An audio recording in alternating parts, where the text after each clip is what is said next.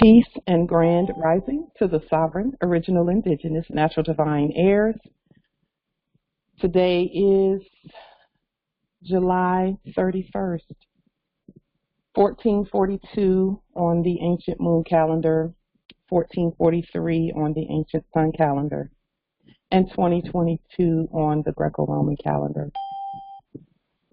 All rise and stand and remain standing into perpetuity. This is a sovereign, living, ancient, Al-Moroccan, Moorish American court action. We are the sovereign living justices in capitistem nationall in red ink, in propria persona sui juris, in proprio solo, and in proprio heredes. I am sovereign living justice Pauline Denise Ritchie, and my free chosen sovereign appellation is light to jure bay. Both are in capitistem nationall in red ink, in propria persona sui juris, in proprio solo, and in proprio heredes.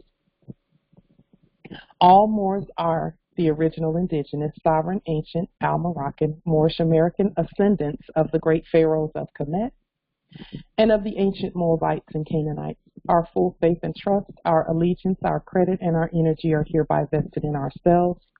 For we are the people who are the original indigenous, natural divine, sovereign ancient empire state of Morocco, the de jure Moorish National Republic federal government, Washington District for Columbia, the Universal Moorish American Consulate, and the Article 3 Moorish American Consular Court. Today we are executing the law by our own sovereign capacity, which is the original indigenous, natural divine, sovereign ancient Article 3 living court, and we are the sovereign fiduciaries, secured creditors, executors, trustees, ministers, claimants, and beneficiaries in this cause for action. We are peace. We are one nation, one state, one empire, and one God. We hereby accept our sovereign ancient ascension and exercise all sovereign rights at this time and at all points in time, not pro tunc. With regard to bankruptcy proceedings, we will continue the bankruptcy proceedings this coming Thursday, August the 4th. Today, we want to have free and open discussion about, and as we usually do, about everything and anything and all things that are happening that we are actually participating in and implementing and etc. I wanted to first say that I received a message from one of the Moors about, and this may seem trivial to some, but I think it's important that we at least put this out there.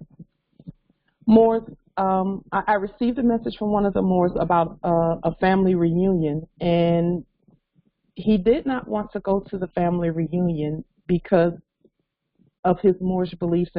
And you know, sometimes when we first wake up, our family thinks that something's wrong with us or that we're crazy or something, you know, because this is not the quid pro quo, everyday status quo information. And he was not going to go to his family reunion because they you know, he said that they think that he's crazy and things like that. This is what I said to him, Moors, and I want to put this forth today just as a suggestion. You can't tell sovereigns what to do, but we can make suggestions. And my suggestion to you, and I'm having to take my own advice, my own suggestion, because we don't give advice, but my suggestion is to go to your family reunions and go to the events and things that your family has and that your friends have, and class reunions. We need to go to all of those events. And another, you know, something that I said to him is that he didn't have to go and make a huge deal and a huge showing about Moorish science. We actually get a lot done when we kind of sorta tone down. In other words, you don't necessarily have to wear a fez to your family reunion, but you can have your flag. You can put your flag on, and these are suggestions. You know, Moors, you do as you desire because you're sovereign. But I'm going to have to do the same thing. If people don't ask me about more science, then I will talk about whatever the subject matter is. I'm just going to be myself, and if things come up, you know, I'll just state what we know about us. But I'm not. I'm going to attend because they're going to need us, and some of our family members, even though they may think we're crazy or whatever, they're going to need us. Okay, and they're going to need us because that system that we were all programmed to think has some value does not have any value. It's not helping anybody. And it's going to be important for us to be the light that we need to be for those who are going to be coming out of that system. Okay? So we do have family members and things that are going to be coming out of the system. And we need to be approachable and available to them and for them.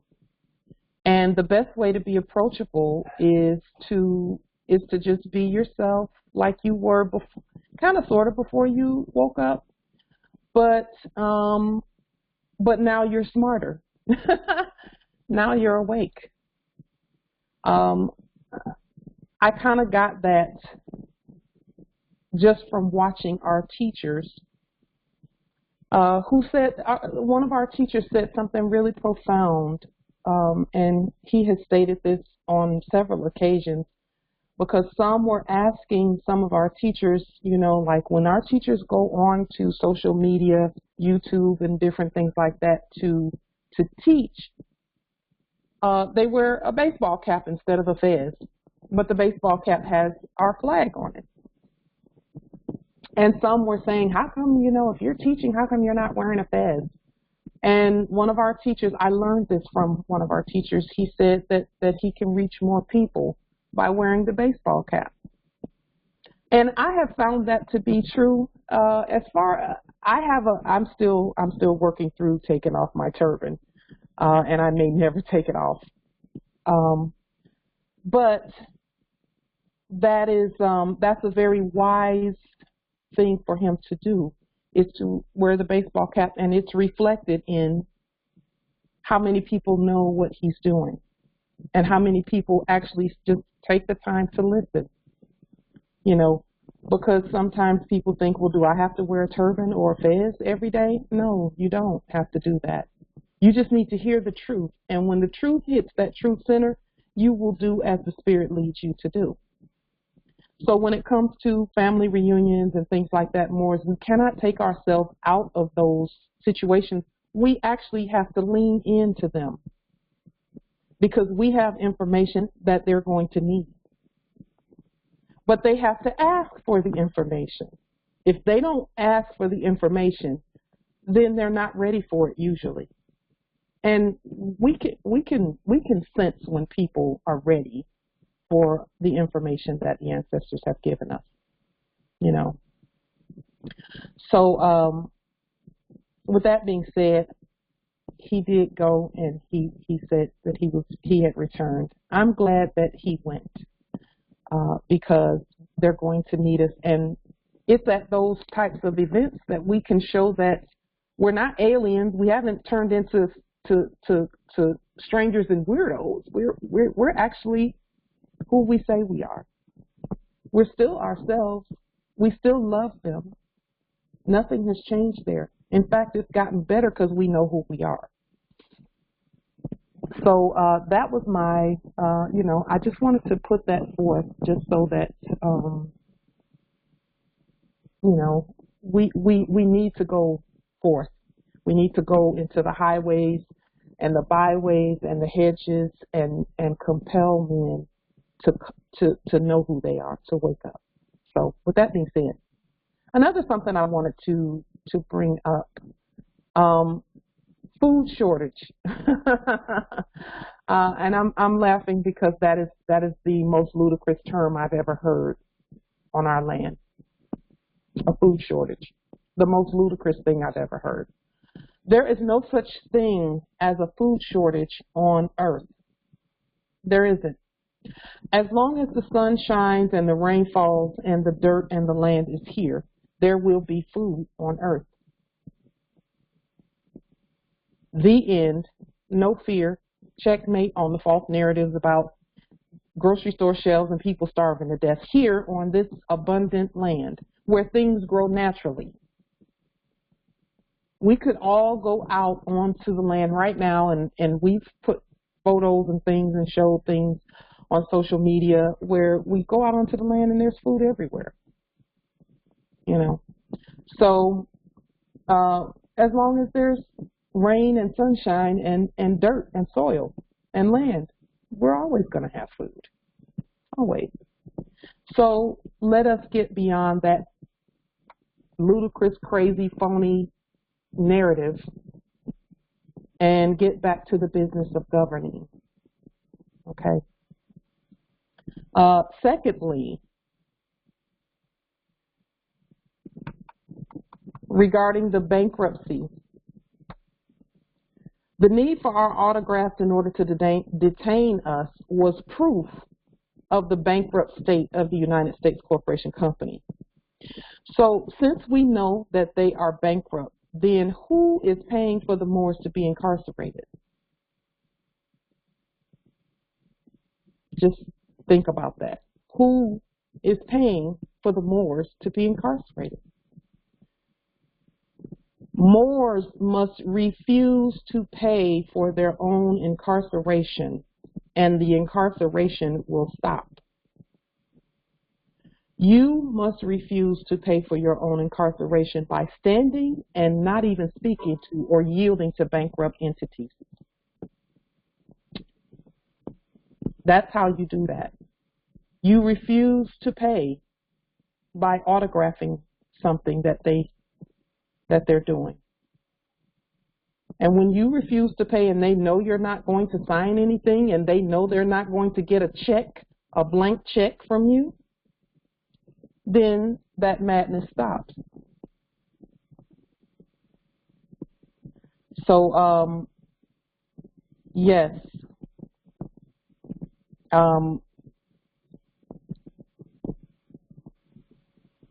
Islam to all that's in the chat.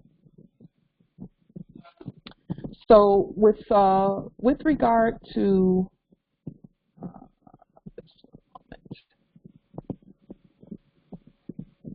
and then lastly, before we get into our subject matter, when I was, as I'm going about my way, like going to the grocery stores and things like that, and doing things on the land, I noticed that policy enforcers, for example, they posted quote unquote security guards, which that's not what they are. They're subjects and custodians, dressed as security guards at the doorways of the grocery stores. Now, our prophet talked about that.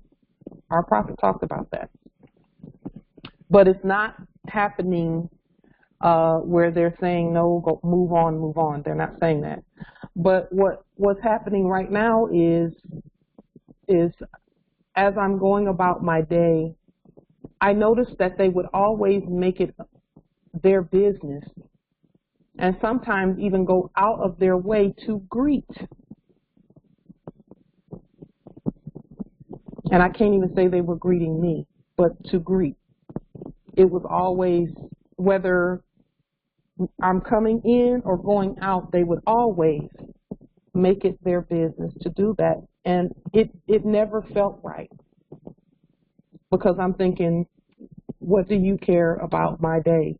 You're standing there armed. What do you care about my day? And we're not mad at people. I was just, from the spirit realm, I was looking at it. I was having those knowings, that something wasn't right about that. So I've been asking the ancestors to show me what I need to know about that. Why does it feel uncomfortable that they do that? Not even, you know, employees, quote unquote employees, going throughout the store, they don't make it their business to be like, hi, have a nice day, what are you doing, how are you doing? You know, they don't do that. So why is this one doing that? Or these ones doing that? You know, and I don't, you know, I'm not going to be angry. I'm not angry at anyone or anything. But the ancestors had me to sit with that for a while, that uncomfortability, just to see how I would respond to it. And the ancestors know already how we're going to respond to things, so it's not like they don't know. But the ancestors told me this past week, because it happened again, where I was on my way out of a grocery store, and the policy enforcer standing there, he said, have a nice day, you know, like that. And for most people, that's innocent. It's, you know, well wishes and greetings and all of that. The ancestors, and it did not feel right, the way he did it and the way the energy that came from that. So the ancestors had me to look up the word greeting. And when I looked up the word greeting, I realized why I felt uncomfortable when they do that. So on the screen, you know, we're not at war.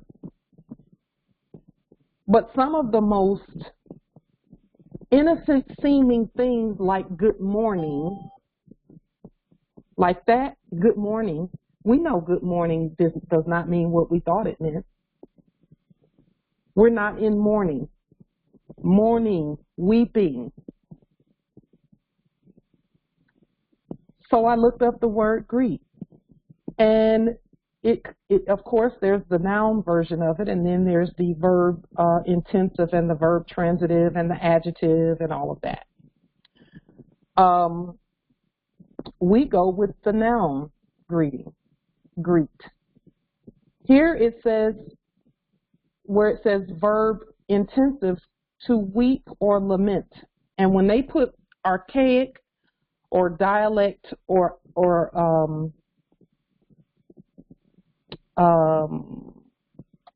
what is it? Outdated, okay, then we know that that's what it meant from the beginning. To greet, to weep, to lament, that's archaic. Salutation, greeting. It means to salute. Well, when we were in the military, we had to salute our superiors. We had to. When I was in the military, whenever an officer would come past, if you didn't salute, they would look at you like, are you being disrespectful to an officer? So we had to salute, because that showed our what? Inferiority. Not inferiority, but lower ranking status. It was a status issue. It was status. It was about status. So greeting as a noun, it says salutation, welcome, the act or words of a person who greets. A message of regards from someone absent. And I thought, oh, I get it. I get it. Someone absent. We're not absent, we're here. As you know, the majority of what has been the issue were the Moors are concerned, is that there was acquiescence because we were silent. Okay. But then they said, okay, when they do speak,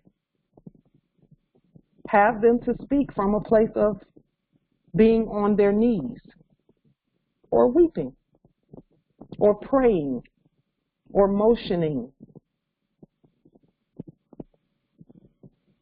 So a message of regards from someone absent. We're not absent. That's why it felt so weird when they gave a greeting, because I'm like, who are they talking to? They can only see citizens. They can't even see the sovereign heirs. So who are they really talking to?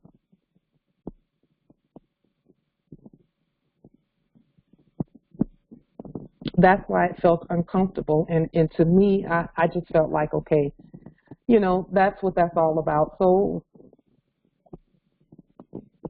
as you know, like when policy enforcers approach, the first thing they do is greet. Hello, ma'am, how you doing? What's going on? Can I see your driver's license and whatever? You know, that kind of thing. And I just used to always wonder, why are they saying, hi, how are you doing, when they don't, that's not why they're here. They're here to put some handcuffs on people, you know, on some citizens, you know. And we're not mad at them. They're just doing what they think is their job. And it is their job until we change it, which we have done. We had to point out, who are they? Who are they? Who is that in that uniform doing these rituals, and we don't know that it's a ritual? We don't know that it's court. We don't know that it's language to subjugate.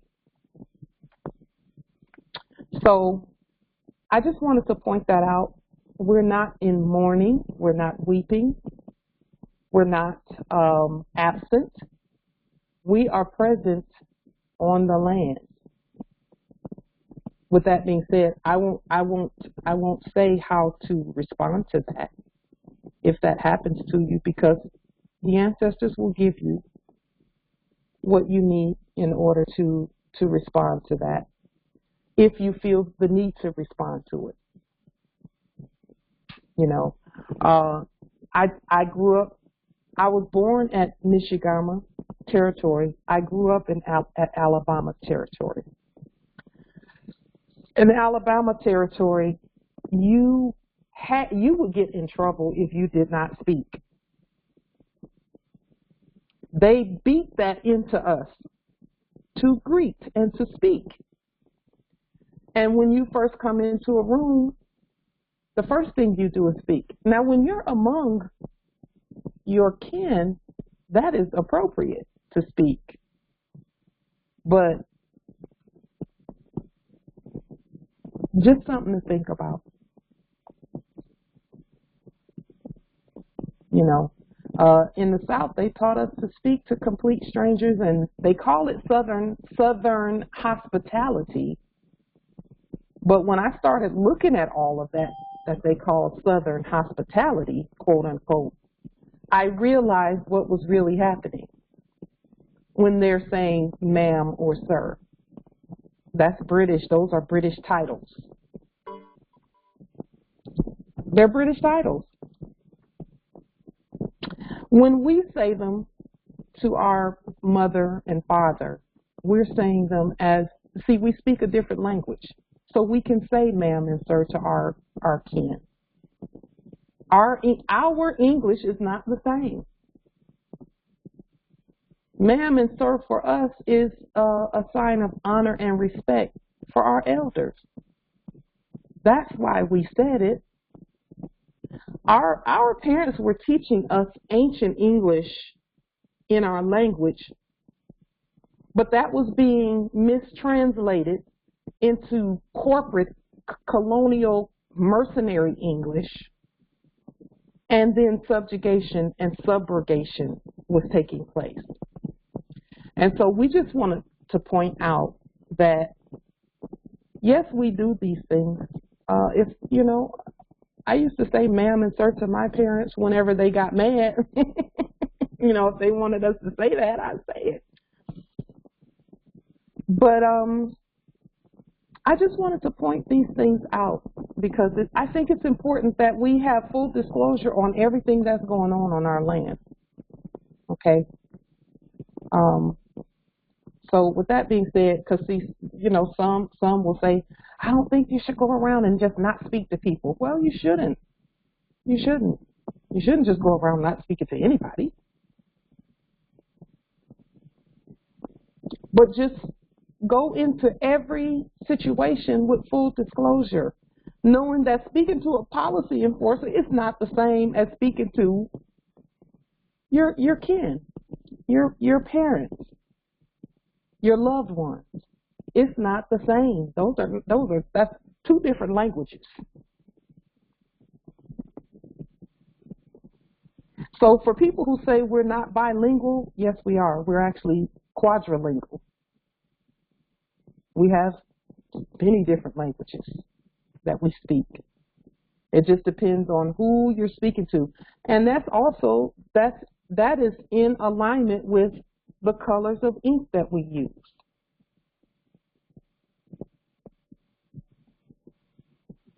There's a difference, okay? So I thought I would just kind of point that out. Yes, Justice Morpheus says, especially as a military police officer. Yeah, we're just, you know, we just want full disclosure on everything because we think we're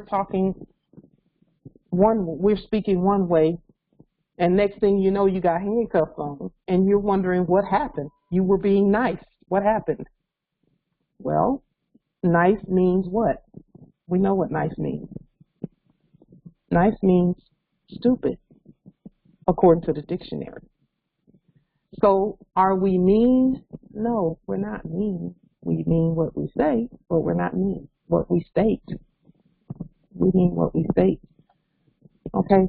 Now, having said that, I want to put a couple of things on the screen that we're going to be putting under this video on YouTube. It will probably go under this video tomorrow. But we do have a fiduciary letter for Moderna. And those who are familiar with that whole vaccine debacle and all of the fraud going on there, we know that Moderna is not what is being stated that it is. Okay. So we have removed those doing business as, you know, presidents and, you know, fiduciaries, etc. And we're placing here on the public record the following. To all Moderna office holders, distributors, and customers, regarding president and fiduciary appointment, to all office holders, this letter serves as notification and affirmation that Chief Justice Pauline Denise Ritchie, and again, Moores, you can put your appellations there, accepts the appointment and titles of president and fiduciary for Moderna in accordance with United States law, the Constitution for the United States, 1789 and 1791, the Bankruptcy Act of 1933, the Emergency Banking Act of 1933, House Resolution 192 of 1933, U.S. Department of Justice Tax Non-Obligated Public Law, AA 222141 for all commerce, Supreme Court rulings and opinions, and all other applicable federal, state, and local laws. It is the fiduciary's responsibility to take control of, marshal, all assets comprising an estate or trust, especially when a fiduciary assumes office at the grantor's or testator's death.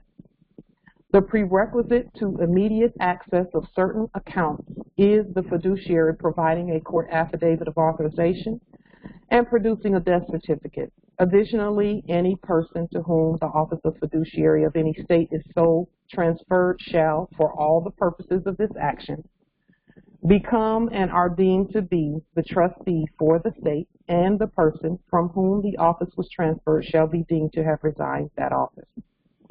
The bearer of this letter is exempt from all mandates, policies, and protocols implemented by Moderna and its vaccine and masking programs, medical research, and all other Moderna developments. The bearer does possess national identification bearing the United States Department of State Tax Non-Obligated Public Law number AA 222141, as stated by the original indigenous Moorish American state. All authorities, duties, responsibilities, and benefits for the office of the President are hereby transferred. Additionally, a determination has been made by the government that Moderna needs additional funds to operate. Therefore, according to the Emergency Banking Act 1933, Title III, Moderna does hereby subscribe to the preferred stock in the state bank or trust company and shall hereby make loans and discharge obligations secured by such stock as collateral. The Federal Reserve Bank has issued emergency currency by way of the Federal Reserve, which shall be referred to as Federal Reserve banknotes, backed by the commercial capacity of any and all assets of Moderna. This action is effective at all states, nations, and jurisdictions immediately per Title V. It has been an honor to serve. Sincerely, Stéphane Bancel, former custodian, Office of the President. This Federal Reserve piece right here, Moderna has some outstanding debt. They are absolutely bankrupt.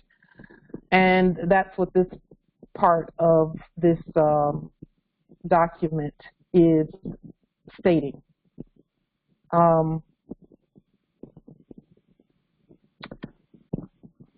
We also have a fiduciary document for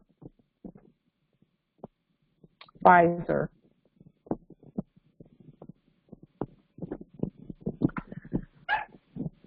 Same thing with Pfizer. To all Pfizer office holders, distributors, and customers regarding president and fiduciary appointment. To all office holders, this letter serves as notification and affirmation that Chief Justice Pauline Denise Ritchie, and again, Moores, you can put your appellations there, accepts the appointment and titles of President and Fiduciary for Pfizer in accordance with United States law, the Constitution for the United States 1789 and 1791, the Bankruptcy Act of 1933, the Emergency Banking Act of 1933, House Resolution 192 of 1933, U.S. Department of Justice Tax Non-Obligated Public Law AA 222141 for all commerce, Supreme Court rulings and opinions, and all other applicable federal, state, and local laws. It is the fiduciary's responsibility to take control of and marshal all assets comprising an estate or trust, especially when a fiduciary assumes office at the grantor's or testator's death. The prerequisite to immediate access of certain accounts is the fiduciary providing a court affidavit of authorization and producing a death certificate, which we have done. Additionally, any person to whom the office of fiduciary of any state is so transferred shall, for all the purposes of this action, become and are deemed to be the trustee for the state, and the person from whom the office was transferred shall be deemed to have resigned that office. The bearer of this letter is exempt from all mandates, policies, and protocols implemented by Pfizer and its vaccine and masking programs, medical research, and all other Pfizer developments. The bearer does possess national identification bearing the United States Department of State Tax Non-Obligated Public Law number AA 222141, as stated by the original indigenous Moorish American state. All authorities, duties, responsibilities, and benefits for the office of the President are hereby transferred. Additionally, a determination has been made by the government that Pfizer needs additional funds to operate. Therefore, according to the Emergency Banking Act 1933, Title III, Pfizer does hereby subscribe to the preferred stock in the state bank or trust company and shall hereby Make loans and discharge obligations secured by such stock as collateral. The Federal Reserve Bank has issued emergency currency by way of the Federal Reserve, which shall be referred to as Federal Reserve Bank notes, backed by the commercial capacity of any and all assets of Pfizer. This action is effective at all states, nations, and jurisdictions immediately per Title V.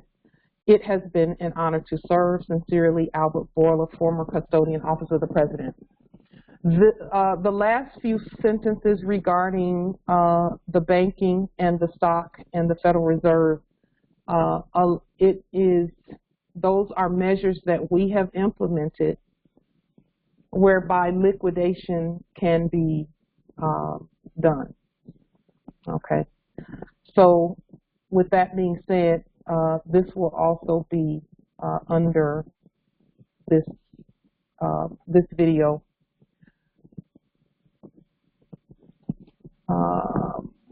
At Like to Jure Bay channel on YouTube. So with that being said, I wanted to briefly read out of the public laws, let's see, chapter regarding bankruptcy. The question that came to mind when I started doing this research about the bankruptcy and the fiduciary duties and the things that we need to do in order to get the land where it needs to be. And again, it's not a need of ours. We have no needs. We secured all of everything that we needed, which was just to stand. But in order to get the land back to its status and the resources properly stated, the question that came to my mind was, which chapter of bankruptcy do we as the fiduciaries put them under? That was the question that came to my mind, and then this came up. This is regarding turnover of records and property. It says, after qualification of or assumption of duties by the Chapter 7 trustee, any debtor in possession or trustee previously acting in the Chapter 11, 12, or 13 case shall forthwith, unless otherwise ordered, turn over to the Chapter 7 trustee all records and property of the estate in the possession or control of the debtor in possession or trustee. So the answer to the question of what chapter of bankruptcy have we placed the United States Corporation Company under for the purposes of this bankruptcy, these bankruptcy proceedings that we've implemented, bankruptcy and liquidation, is all of the chapters as we see fit and as we deem necessary. Chapter 7, Chapter 11, Chapter 12, and Chapter 13, among other chapters. We've only heard about Chapter 7, 11, 12, and 13. But there are other chapters of bankruptcy that have not been placed on the public record that specifically state that we have further authority to do a whole bunch of other things with regard to the resources on this land that were previously being claimed by debtors. And so we have the authority as the fiduciaries for this bankruptcy proceeding to pick a chapter, look at it, and cherry pick whatever code or statute in that chapter that we want to use and apply it to each event where property is concerned. So if we want to say, okay, we'll use Chapter 13 to obtain this resource right here, to possess it. And then we'll use Chapter 7 in order to do something else with this resource. We can do that. We just, as Moors, all we need to do is look at the federal rules for bankruptcy procedure and just cherry pick from it. Put it on the public record. And when you put it on the public record, then you implement that in alignment with the law. So when it comes to, you know, whatever it is, any resources on the land, we have the authority to choose the chapter based on our study of bankruptcy. So that is what we're doing together is while we are implementing the bankruptcy and liquidation process, we are picking from the procedures and then proceeding by court action on implementing that part of the process. And at any time that we choose to go back and change or restate a part of the process, we can. So we have, as the fiduciaries, very wide latitude, unlimited latitude on how to go about implementing this bankruptcy proceeding and the liquidation of the assets of the creditors. So with that being said, it does not matter which land mass you're at. This applies to you as fiduciaries for the bankruptcy. The Moors that are at UK territory that we honor and just adore your presence, and the Moors at the other territories that we honor and adore your presence, you have the authority to choose how you want to implement the bankruptcy proceedings based on where you are and what you see and what you study. So, and you can do it the way we're doing it, or you can do it the way you want to do it, because those are your resources, period. And then we share and exchange resources back and forth. You know, we're doing this all together, you know, but however you choose to do it, you have the authority to do it, because those are your things. So, and if we can provide any assistance or, you know, shine some light on some of the processes and procedures, that's what we're here to do. As we implement this proceeding with regard to our resources as well. So I'm going to open the table for any questions or comments or any wisdom, or if you've done demonstrations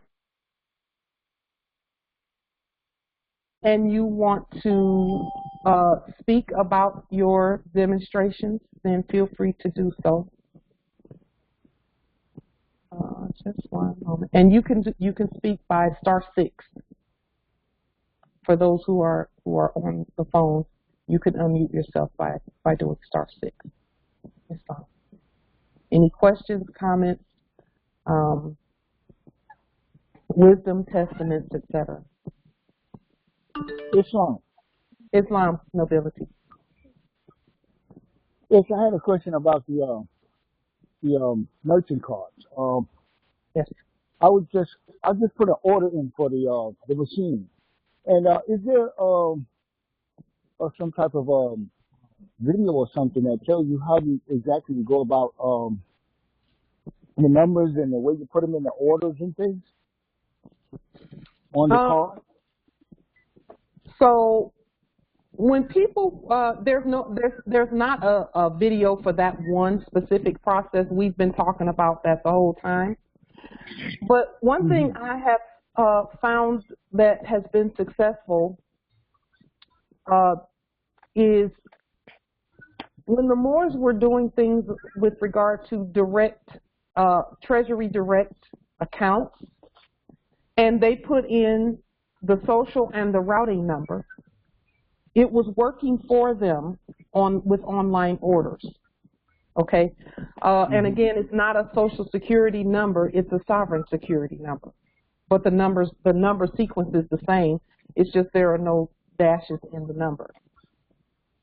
Okay, and that's why the merchant cards have the sovereign security number on them, and then the routing number for whatever your they were using the routing number for the Federal Reserve bank that was in that territory. Right. Okay. Yes. But say, like, I think I spoke to you before about I'm never. Well, I'm 60. I'll be 60, and I never had a account. I've been self-employed most of my life, and I never had an account. I never really worked for them, huh? Do you have a social? Were you issued a social security number in your sleep? Yes. Yes. Okay. Yes. That's yes, the I have. account. That sequence of numbers is the account number. However, it must be properly stated. It's got to be stated in the creditor state and not the debtor state. They issued debtor instruments, so you have to lien that thing, and then you state it properly by fiduciary document, because you're the fiduciary for the bankruptcy of that number, that sequence of numbers. Correct. I've done all that with taking the birth certificate, and I have proof that it's been, that I've turned it in and things. But I was talking, you mentioned something about a routing number. Where do I get a routing number? Or to be on whatever merchandise or something? I was trying to figure out a routing number. So the Federal Reserve, and again, we're the original Federal Reserve. We're talking about the creditor Federal Reserve, not the debtor one. The creditor Federal Reserve has 13 districts. Each bank in that district has a routing number. So it's based on where you are geographically on the land. Right. Okay. So what territory are you at, Nobility? I'm in the Pennsylvania territory, right? Okay. So let's go online and look up. That's a good question, and a great way I'm on the phone. Yeah, Islam. Let me just look. Let's see. That's a great question.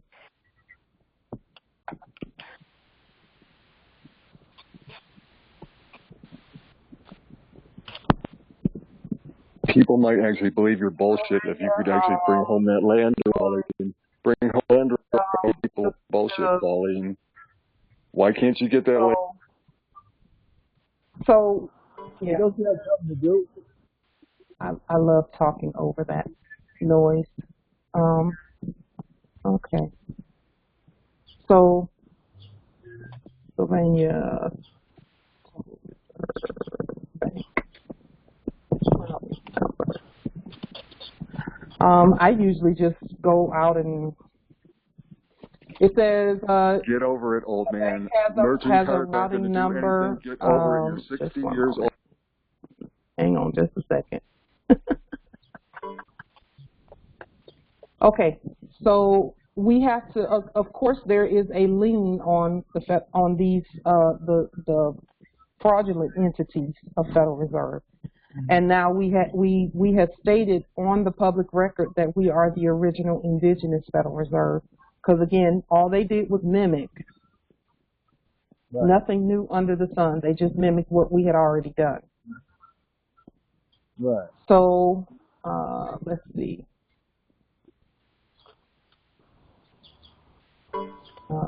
Let's take a look and see, because whatever the number is, all we do is, slap another lien out there. And Moors, please be mindful of the lien process so that you know it,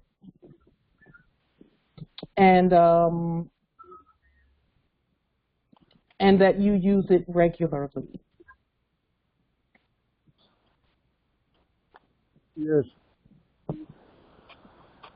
Oh, let's see. Pennsylvania.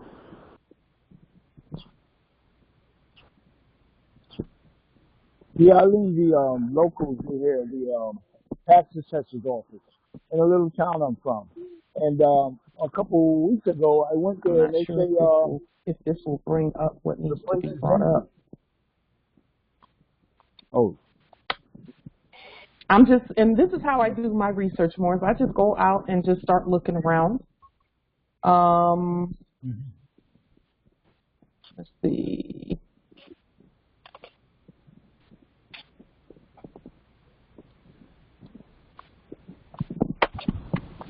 I also find that I get better results.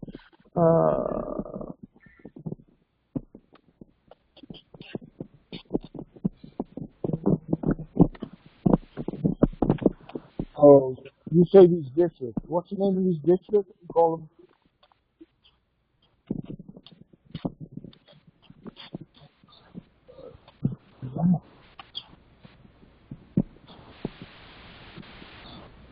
Okay. Let's see.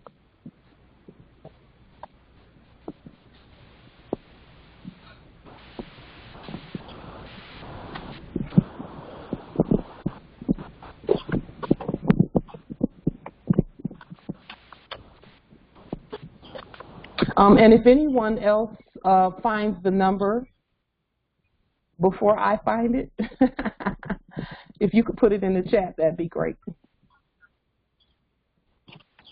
Let's see.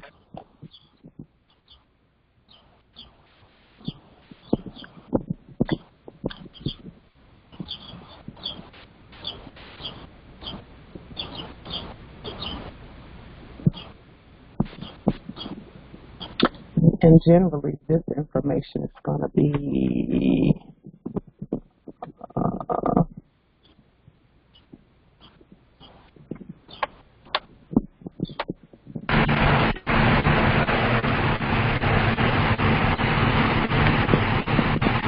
Islam.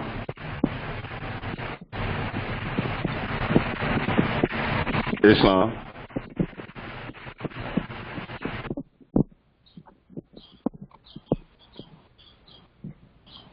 okay. So for Philadelphia, so you have there's one at Philadelphia, the structure and functions.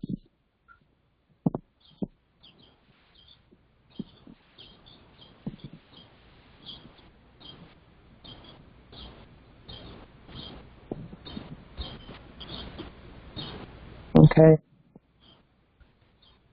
So it would be, yeah. So it's bank number 3. So this, whenever you see things like this, Morris, just go ahead and do a lien, and then we would do a fiduciary document. And let's see.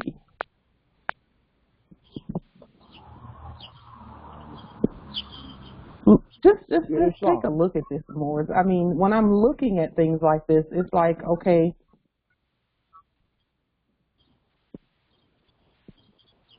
it says that they have no branches. So what kind of bank has no branches? They only exist on paper. To me, that is amazing. Yeah. And so you would look into, wow, there's some good information on here. You would look to see what their routing number is for this particular. Oh, it's I mean, how do you even have a routing number and you don't even really exist?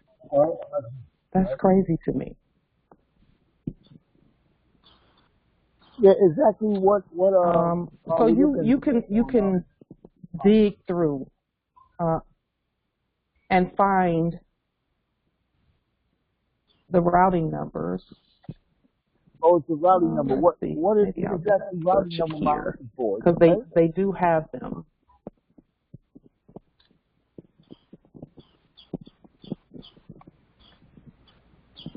Or select a category. Is this a bank routing number? Okay. There's a bunch of stuff about routing numbers on this website.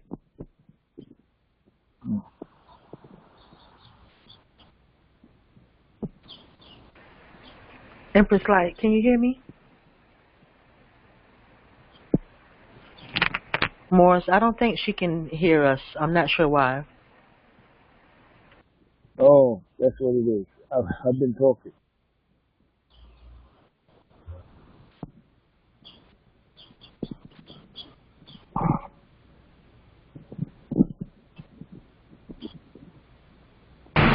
Someone needs to text her. Yeah, I'm Empress on Light? the phone, man.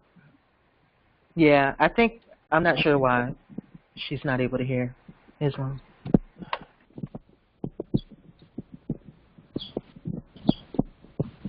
Routing number for the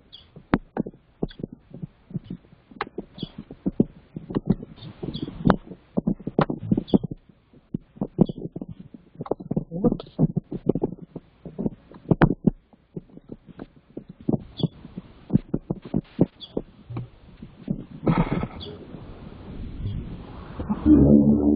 Okay. I guess this is it right here.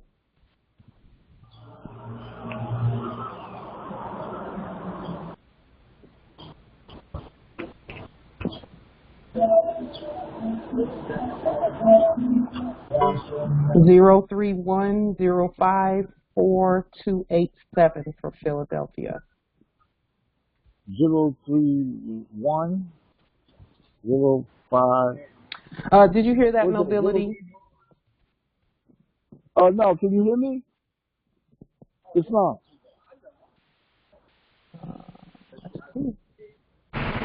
Someone text the sis.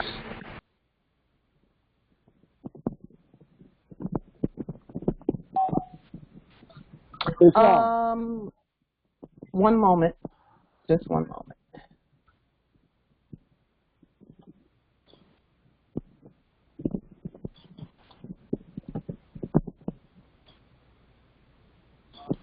Can you all hear me?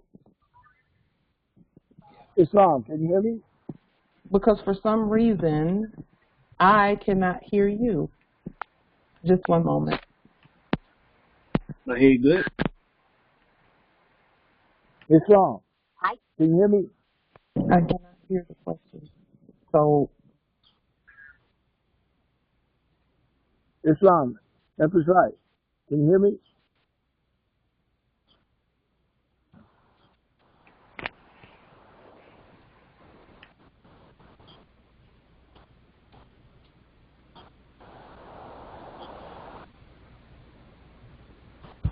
Now we can't hear you. Well, I can't hear you.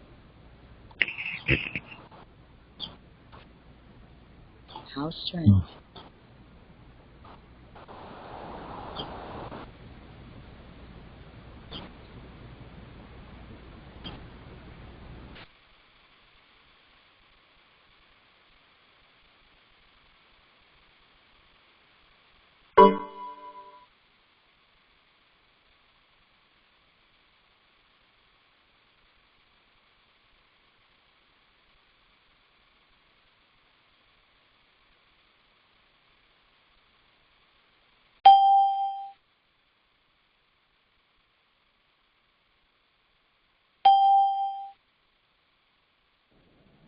okay. Can you hear me now? Because I think I can hear you. But I just need someone to say.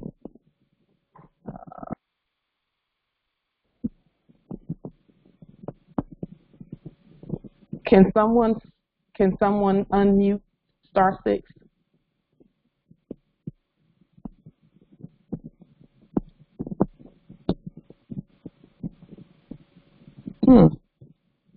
Just one moment. Okay, apologies. I can hear you. Empress Angela? Okay, I can hear you. Perfect. Okay, I just needed to go out and come back in. Yep, thank you. So, nobility, the routing number for the Philadelphia Federal Reserve Bank is 031054287. So that with the sovereign security number would be how you order using your merchant card online. Dude, she can't use it herself. She's never even tried. Why do you think it's going to work for you? It's not going to work for you, dude. You might as well give it up. You're 60. Islam, I appreciate that, Empress. Islam. This is Maurice Lloydell. I was trying to, well, I'm not aware of the merchant card, and I was trying to figure out where would you apply for the, try to get your. First of all, let me say it's an honor to hear your voice. Indeed. So that's not something that you have to apply for, nobility. That's your right and responsibility and obligation to access that which belongs to you. So the merchant cards, we all have the authority to print them ourselves. Okay, and you've done many liens, and I'm aware of your work as well, nobility. Indeed. So the merchant cards, there's a couple of videos where we introduced the merchant cards and talked about them. You can go back and in fact, I'll put a link to one of the videos about the merchant cards in the chat, just so that you can do the study on them. Yeah, our banking system is the only banking system where no one else could issue anything for us for our banking system, just because it is such a quantum level system. Quantum just meaning a lot of zeros, a lot of O's, a lot of, and so we had to implement that ourselves. Let's see. Moorishe merchant card. Here is the link to the video for merchant card. Just one moment. Okay, and I'll go ahead and put that in the chat.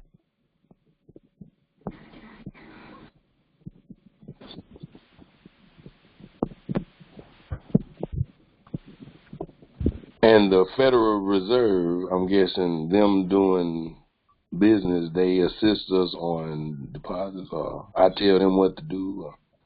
Indeed. Okay, and thank you for that question, because it offers me the opportunity to clarify that we are the Federal Reserve. They were custodians in the office of Federal Reserve. They've never been the Federal Reserve. We've always been. So every time we signed something, that was us giving authorization, okay? But we're not giving authorization. We are actually implementing our own fiduciary duties, because that other thing that was doing business as a Federal Reserve is bankrupt.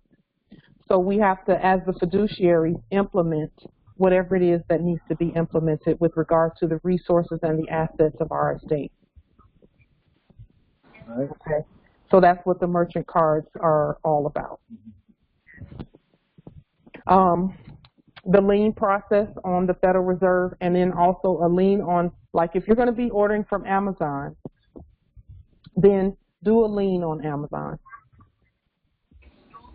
Okay, so that the proper fiduciary authority is in place where Amazon is concerned. And then you can start doing whatever it is you're going to do. But proper notification is due process. Okay? So we need to make sure we send, notify the custodians in the office of President and CEO of Amazon. Again, we're the presidents and CEOs of Amazon. Always have been. So we only the best thing to do business is only do exchanges or commands to ones we have linked so far. That is suggested. That is suggested. It is suggested that you know the lien process and issue it from your court, and then send it with notification. That way because see, each one of us has the authority and is the heir to much. So we have to actually take the time to sit and do the documentation so that we know. The documentation really is for our benefit. It's not really for theirs. They know who we are. We just need to know that we have the authority to do the things we're doing. And so by doing the documentation, the liens, we know that we have put them in their proper status. And so that makes it so that the Bankruptcy Act, because see, let me tell you the reason they're bankrupt. We have proof that they're bankrupt because we bankrupted them. That's what liens do, is show them that they're bankrupt. They've always known it. That's why the Emergency Banking Act and the Bankruptcy Act of 1933 and House Resolution 192, they've always known that they're bankrupt. But we competent heirs have to know too that they're bankrupt. Okay. So I got to go back to our general. One moment. We have to actually show them that we know that they're bankrupt. So liens are suggested. And we have many videos out there showing the lien process, and we have liens under each and every video at Like to Jure Bay channel. There will be a series of liens under this video as well. Links to the lien document. Yeah, I know a lot of places I had lien that was researching, and I reevaluated them, and I seen how they had changed their website and that they expressing how they here to serve. And I done looked at a lot of them, and they all they're ready. They status. Yeah, they're ready. They're ready to serve. I really ain't studied enough to know how to tap in and get resources. That's the part I'm at right now. I'm trying to get squared up. Yes, we all are, because the resources belong to us. We know that. Our ancestors want us level-headed about the resources and also competent to demonstrate the resources. The subjects are in position already. They've been put in position, ready to serve. But we must be competent and peaceful and not greedy, because it's a lot of stuff.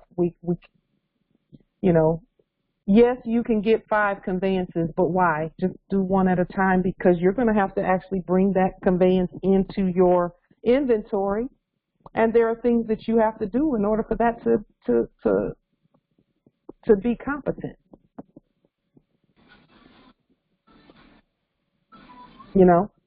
And that goes for any of the resources on our land. At some point, I'm going to have to take another 2-week break from the call so that I can continue to implement the things and bring a few things into inventory myself. We needed to know the law on how to do it. Nobility, let me put in the chat the federal rules for bankruptcy procedure so that you can see where a lot of this is coming from.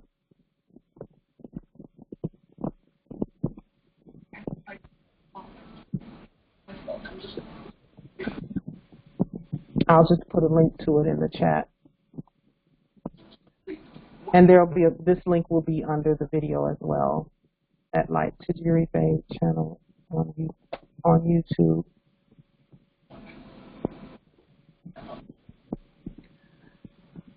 And then more, we needed to sit down and do this study that we're doing. You know, we needed to do this type of study so that we would know competently that, number one, no one even had the authority to give us anything in a trustee or fiduciary capacity. They cannot be fiduciaries for, based on the federal rules of bankruptcy procedure, they can't give you anything out of our inventory because they are co-debtors. So fiduciaries, as fiduciaries, we had to go ahead and stand and say, okay, we got it. Never mind, we got it. That's the only way anything can be given to anybody. We know the stuff belongs to us. Moors have been claiming domiciles and conveyances, but co-debtors cannot issue anything to us using our economic power and authority because they don't have it. We have it. That's according to the rules that we put in place, by the way. Okay? We put the federal rules for bankruptcy procedure in place. Okay. So, Nobility, go ahead and just, I would encourage everyone to look at the last 10 videos. I know it's, you know, it's like going to college again, you know. Look at the last 10 videos so that you can see how things have progressed, you know, and what we're doing. And then we always point out the laws that we use and that we elevate and that we put on the public record to support what we're saying so that you can do your own study. You know, this is absolutely about self-justice, Henry Bay. We're ourselves, we've always been in command and control of everything. We just needed to know it. We've been paying for our own incarceration. And that's another reason why when I did the demonstrations that I did, I was not signing anything. I was not. Because something in my spirit told me, aside from being taught that by our teachers, whom we honor and absolutely adore, you know, don't sign anything because you're paying, you're signing the check.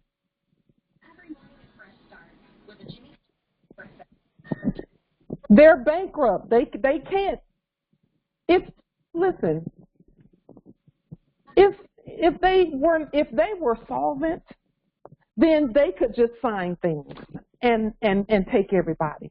But no, they had to get our signature.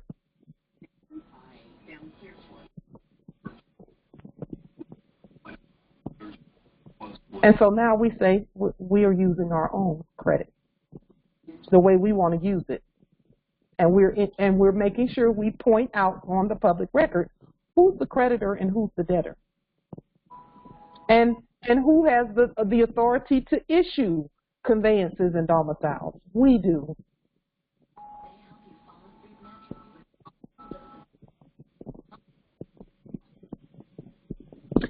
The conveyances and domiciles only exist because we were so quiet and we said, you know, oh, they want to make cars. They want to make conveyances at General Motors and Mercedes and Audi and all of that. Did you know that in the last 10 years, the majority of the quote-unquote automakers moved back here and opened facilities, manufacturing facilities here, knowing that we were going to wake up sometime soon? You know, BMW and Mercedes used to operate out of Stuttgart, Germany, and other different parts of Germany. That's why they were calling those German automakers, but they're not. They're not German. They didn't even start over there. They started over here. and went over there and then came back. And Germany is our land too, so it's not even a big deal. But see, Moors, as we, and this is another reason why being level-headed about what we're doing is so important. We need to ensure that we are calm through this process, are calm, and that we remember that we don't need to be distracted by the stuff. The only reason we are getting the stuff is to govern, is to make our government just be everywhere. Literally, where you see Moorish government everywhere. On everything, everywhere. There's no territory that you can go to that there won't be government everywhere. Moorish government everywhere. That's the purpose of the stuff. That's the purpose of the conveyances and domiciles. It's so that we can govern freely, unencumbered, and without the need, and without being, let me put that in the positive, and having the abundance that we need, that our government requires, actually. We require a certain amount of abundance, and it's really unlimited in order for us to continue governing. So we have to be level-headed so that, because I will say this about things. Things are things. They're good to have. Things are good to have. They can't have us. We have to possess the things and not the other way around. And I'm glad that we're having this conversation so that we know that it never was about the things. It's about our government. We need to ensure that our government is front and center so that we never find ourselves in a debtor's situation ever. That means that, for example, the conveyance that I chose. The conveyance, it is so that we can open some schools and some temples and all of that. All of that, that's where everything is going for us. Is doing the things so that our presence at the territory is everywhere. So that no matter where people turn, the Moors everywhere. Law, government, everywhere. That's what this is all about. That's why there's so much stuff.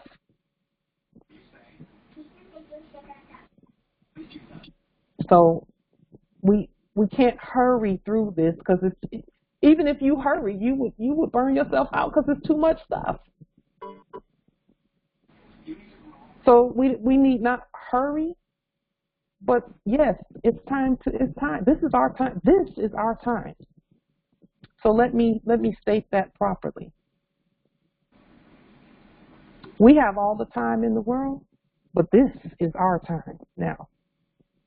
So these processes that we're putting forth, just like you said, Justice Maurice, we were not really remembering. We didn't remember how to do these things step by step.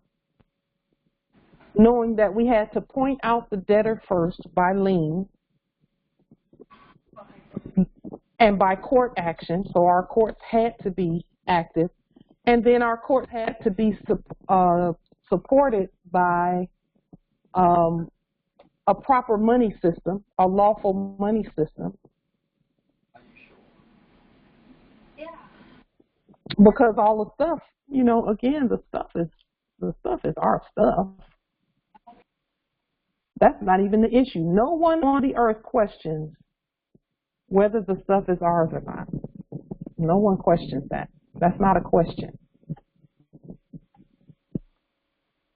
Okay. Just one moment.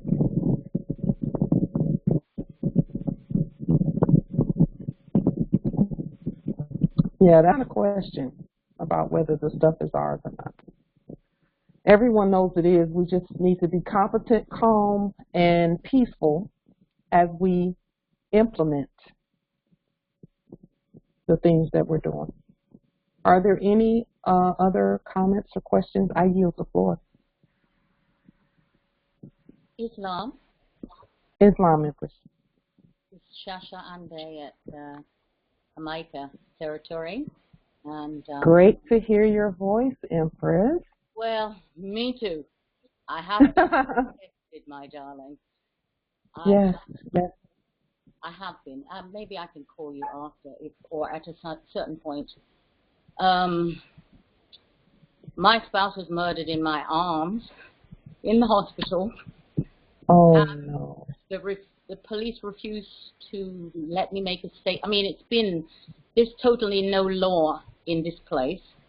But anyway, I'm getting my head back together, and I've been trying to do some processes along the way, liens and things. What is interesting here,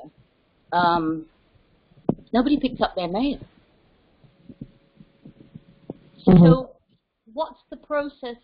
I mean, is the fact that it was, I've sent things registered mail, so then I can go and find out. But nobody picks up their mail. I mean, it's like they don't exist. Well, they don't, really. But Empress, you are the law there. You're the law there. They have gone.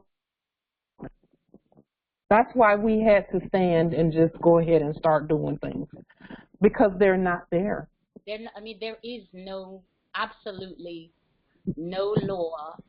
He was injected with adrenaline, killed, and then they attacked me. There's no law. And so, I'm leaning, well, I'm getting my feet up on that now. It's been five months now, but it's, and I realize, and I know who I am, and I know I'm the law. This was done actually because certain European, paleo corporation, bankrupt corporation, is trying to remove me from the land and claim the land, and it's.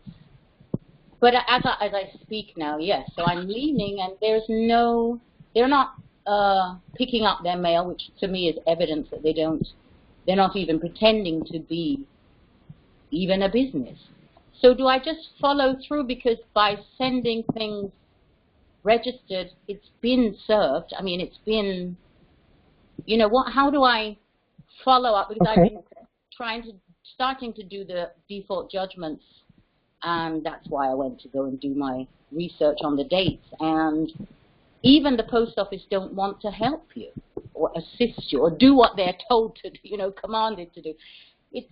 I don't know if it's worse here because we're, it's the island, and I know that word actually doesn't exist, but on top of recovering and coming through the grief and all of those other things, it's absolute insanity. But I am determined to, So, first, let me say that our heart is with you. That's a very tough test. That's a tough test. Our heart is with you. We support you. You say again? I said I would have rather been jailed, and I never wanted to do. You know what I'm saying? It's Islam. But I'm standing. Islam. Yeah. Islam. And we stand with you. With regard to the sending of things and no one picking them up, due process is to send them anyway, because they are still, no matter what, they're still held liable. Okay? They're still held responsible, because we still, whether they're there or not, we must do our job. due process. Okay? Whether they are there or not, we must stand and govern. And that's really the point of all of this, is they're not there. And it's been an illusion the whole time. Yes. Yes. And so we have to know that all things work together for our good, so we have to stand and move forward step by step, day by day, and go and notify. So you're doing all the right things in terms of notification, Empress. Notify, notify, notify. Okay. And then keep moving. Don't let anything stop you, because see, those tests will do one of two things. Either we will keep going or we'll stop. And that stopping part is not even, to me, the tests only do one thing, and that's propel us forward. Yes. Not so. Yes. Yes. Listen, Empress, this has been quite the journey. We feel you. We feel you. We feel you. Because we are one. So continue to send, to notify. Notify, notify, notify. The way is being shown. And where I will say this, that when you say people are not picking up their mail, that means the door is wide open for you. Yes. It is wide open. See, sometimes, seeing the illusion of someone there has been a deterrent for some Moors, because they feel like someone's blocking them or whatever. No one's there. Those people, and nothing but some servants ready to help. We have to, what we see will be determined by our energy. Okay?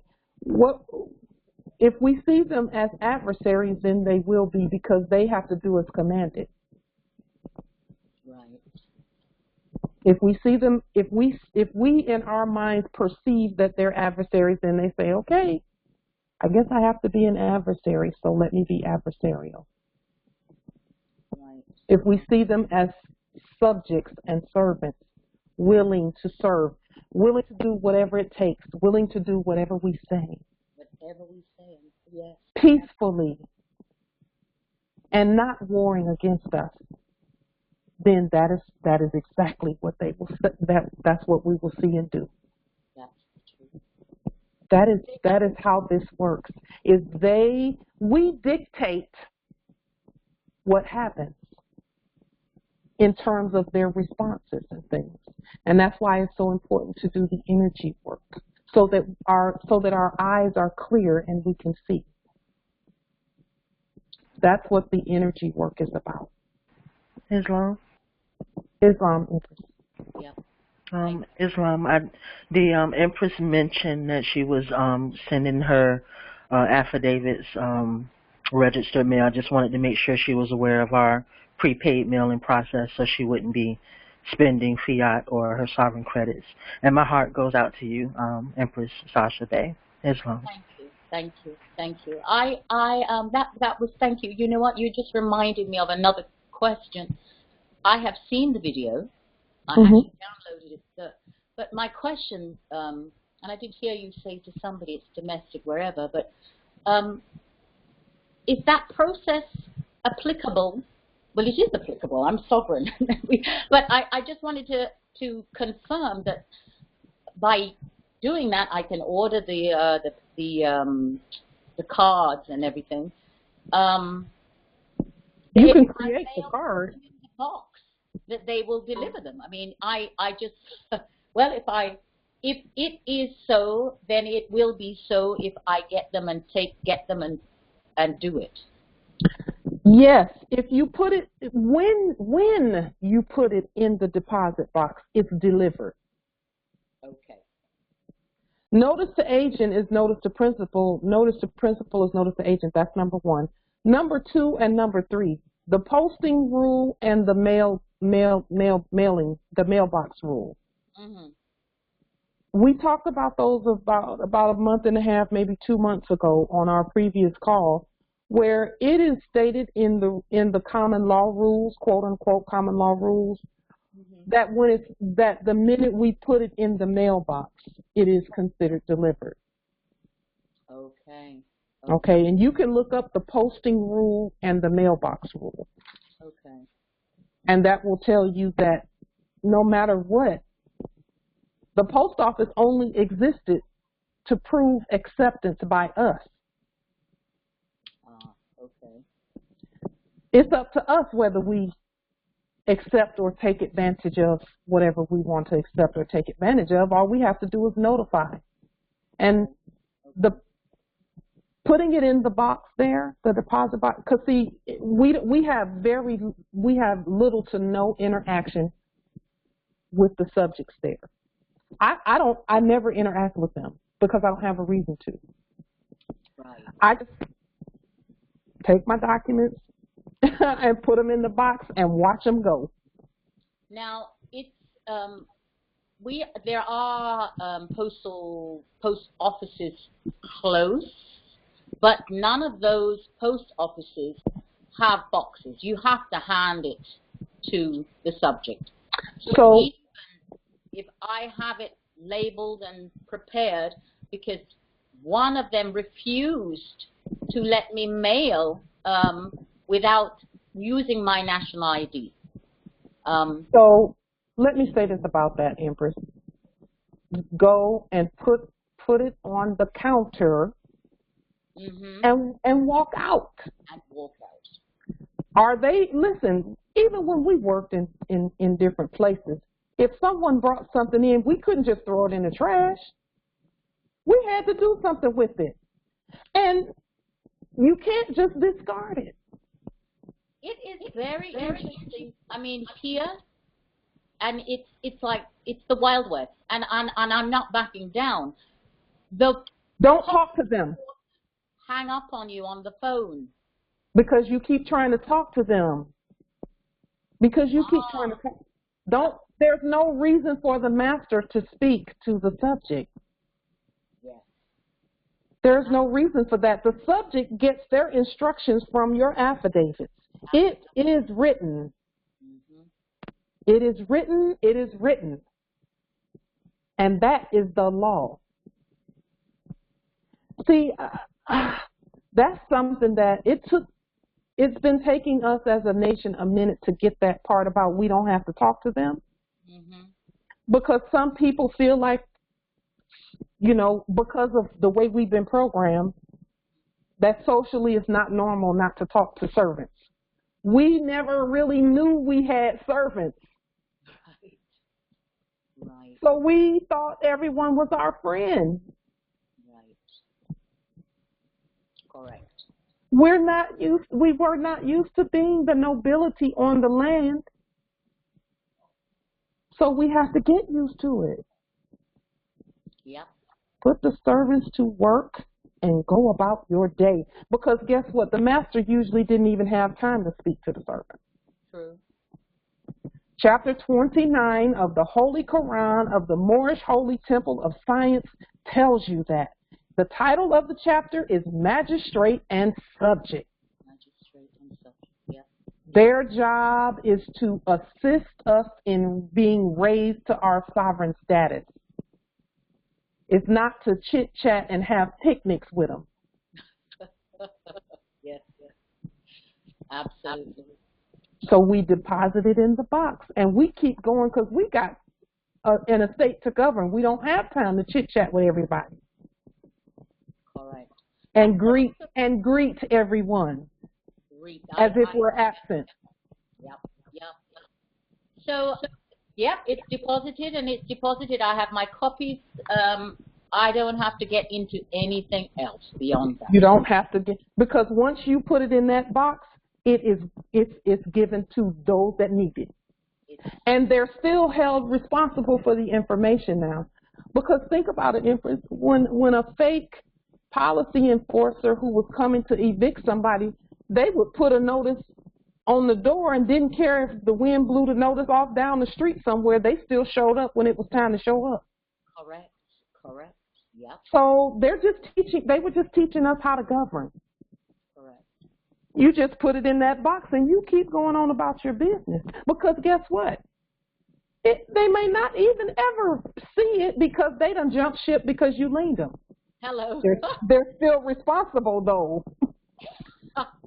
Empress, we do not play. And I'm really learning how to be noble in that manner right there without it messing with my energy and having me feeling like I'm at war with everybody. Right. Okay. Because that's the dichotomy that we've been programmed previously to deal with is we felt like in order to assert authority, we had to be mean and rude and growling at everybody. We don't even have to speak. And that, that's been an exercise over these past few months in breathing and just not rising to anything. That's been I fail sometimes, but I'm really conscious of really nothing. I mean, I'm telling you, everything fell apart, and I just breathe. Yeah. Islam? Yes. But yes. Empress, the next time you just breathe, just know that we're just breathing with you. I feel it already. Yes. I meant for you to feel it. I meant that. Mm-hmm. Thank you so much. Thank you. You're welcome. It is an honor. Empress, there was another Empress that was going to say something. Yes, Karima Bay, Virginia Territory, and I hope this is helpful. When we do our fast, we do full moon fast each month. Yeah. I've implemented talk fast, and I've been doing it for quite some time. So a talk fast. So during that time, I just do not speak, and so that helps me to learn when and when not to speak. Ooh, that's powerful, Empress. We've been programmed to speak and hee-haw and chit-chat to try and get things done. But see, that's actually a little bit of a manipulative energy that we've been taught to use. It's to hee-hee and kiki and speak and to get something done when really we should just be letting those documents speak for us. That's called special appearance. That's good. Ooh, Empress, that is so powerful. A talk fast. Walk softly and carry a big old pen. Islam. Red pen is in my hair every time I go out. Islam. Woo, powerful. Powerful. I like that one, Empress. Ooh, I really like that. Moorishe, I heard it. Islam nobility. There's a noble that was going to say something, and then Empress can go. Nobles? Yeah, this is Case Tum L.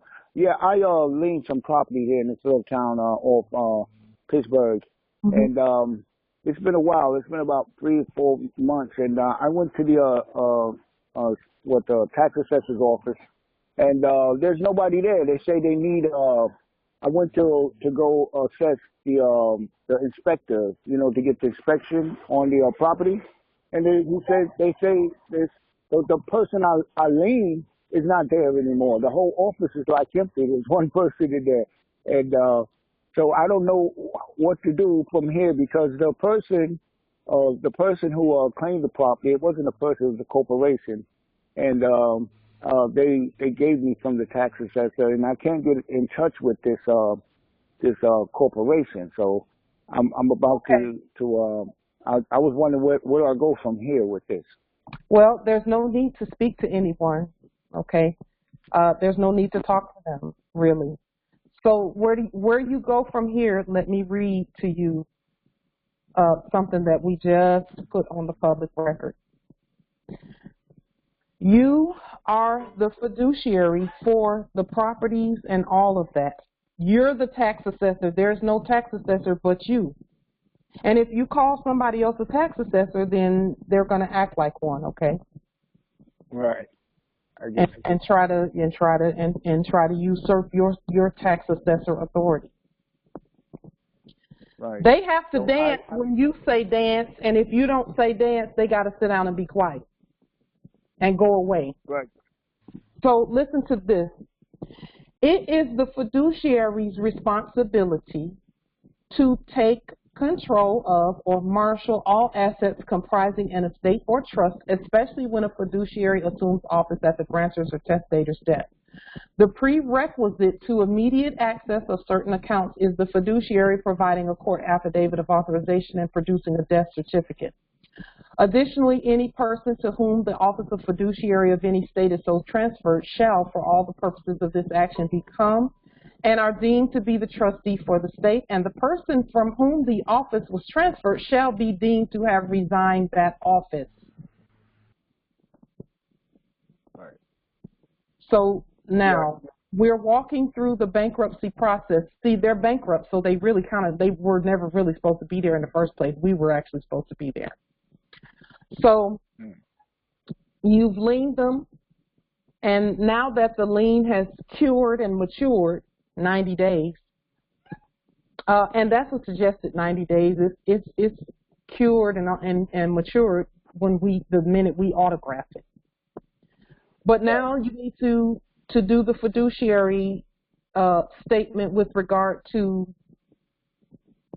the tax assessor. You're the tax assessor, and the other one resigned.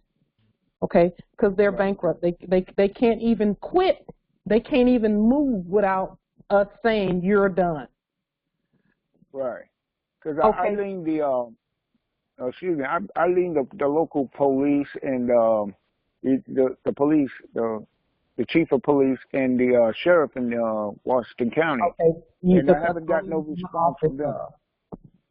The custodians in the office of. Yeah, the custodians, yeah. And I haven't got anything. I haven't heard anything from them either, you know. What are they supposed to say? What do you want them to say after you done put them in debt, put them back where they supposed to be? I really don't want them to say anything. You're right, but I was wondering this letter, should I send it to the same ones like the tax assessor and the sheriff and the police and let them know about that also? Is it okay? Where do I send? I would say this.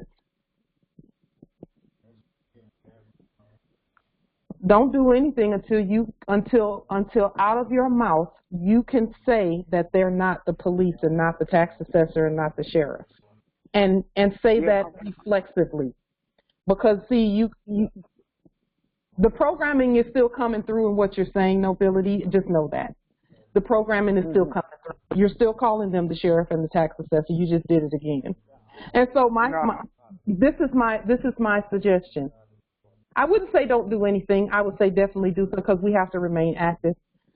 Send it, but send it knowing that you're not talking to the police. That's not the police. It is not the police. Yeah, I understand. Just a minute. They're not the police.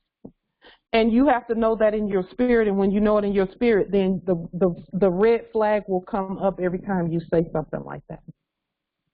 Right. Okay. So yes, you do send the documents, the notifications to those who were custodians in the office of, because they need to serve. They don't need to act like sheriffs and police and judges and all of that, because that's not who they are. Yes, correct. You're correct. I agree. I'm trying to find ways I can occupy in the property, and I don't want to any problems. So I was just wondering because I need to start work on it. I need some work done to it, and I was just.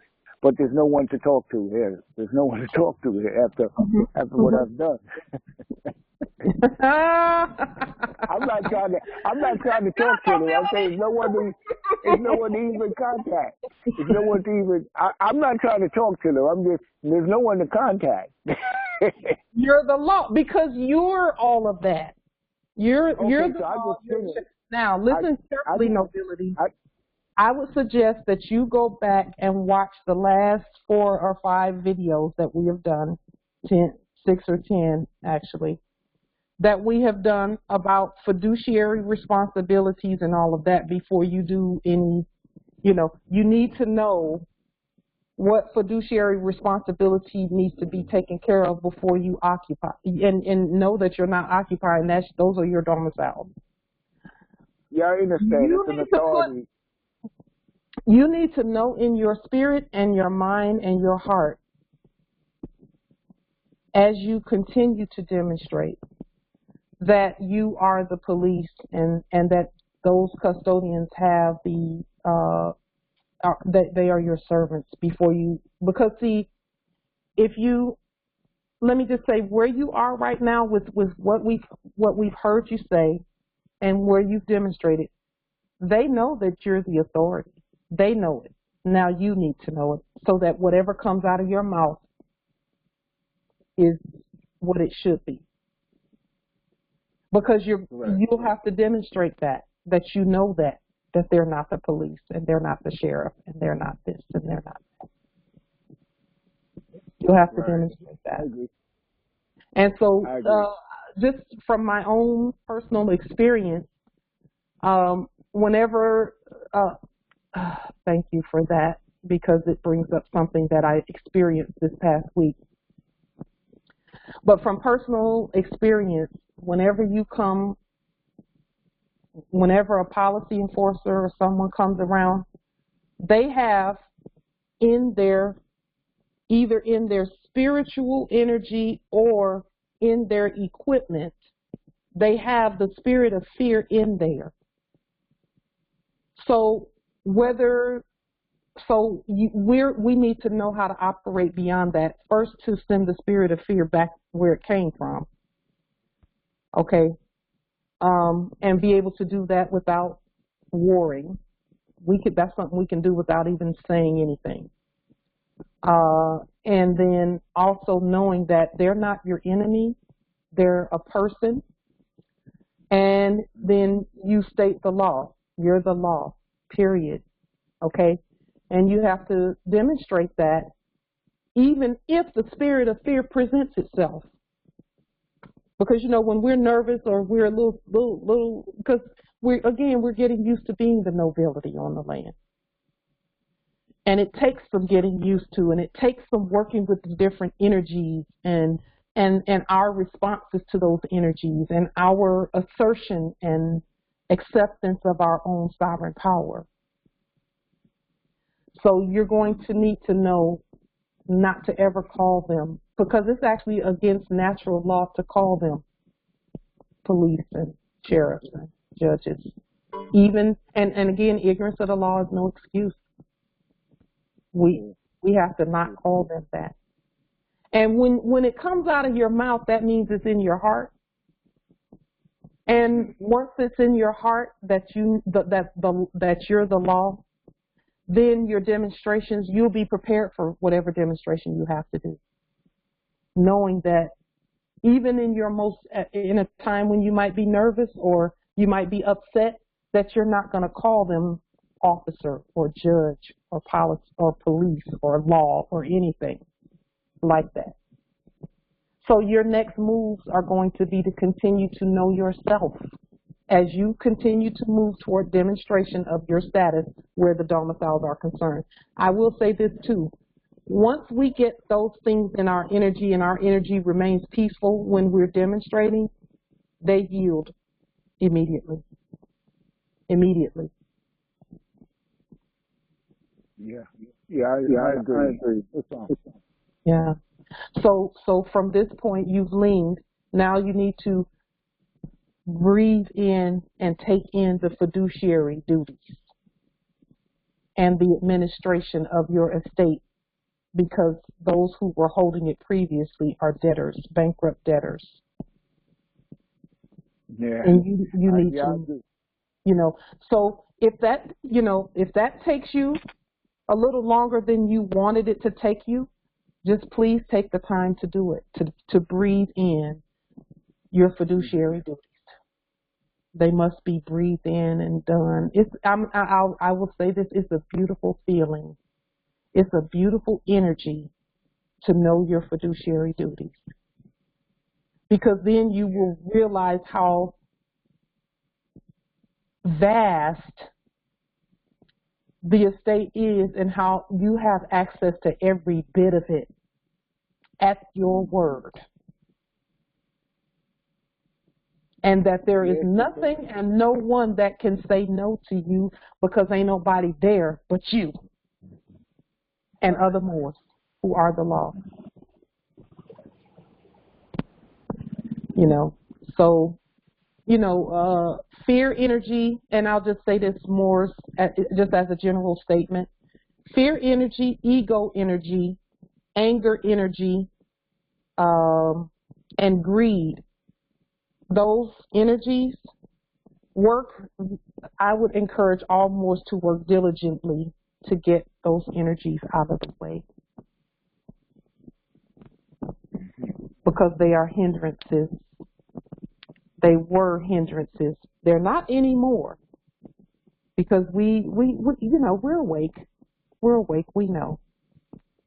Our most powerful energies, Moors, are peace and being humble. Not stupid, not doormats, none of that. In fact, that's against the law for us to be doormats for other people. Right.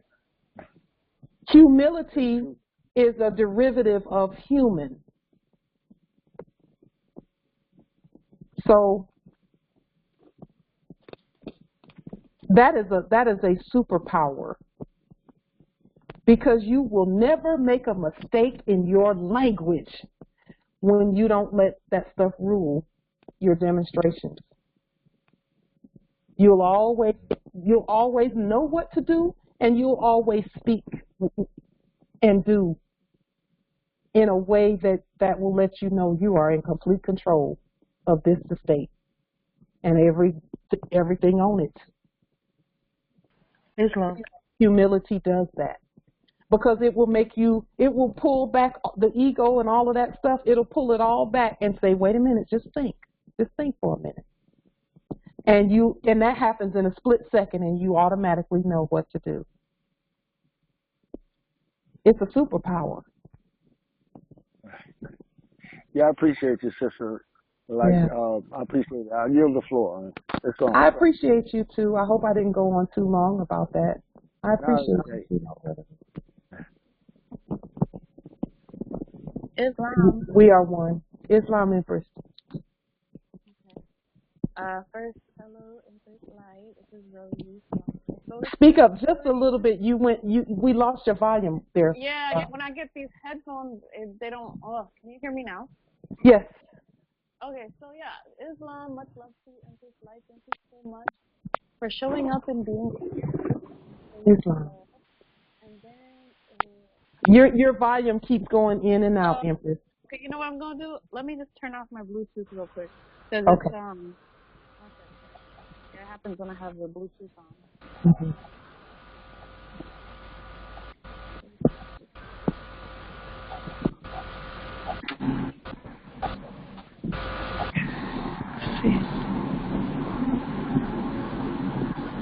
Okay, can you hear me? Yes, yes. Okay, so I had a question about the grocery demonstration. Now, I will say, when I did the demonstration, I was under a lot of pressure. I was going through a lot of my testing has come from close-knit, like family, like my child's father that we're staying together, we're not together, but who at that time especially didn't completely understand the process. So, give me 1 second.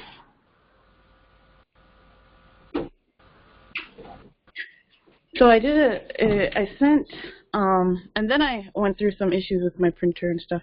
And so I sent, I made an affidavit for notice of arrival to a local grocery store. And I did send some Delarium to a service to help pay back the lien to me in a service to the empire, and then Delarium specified for the groceries on a scheduled basis.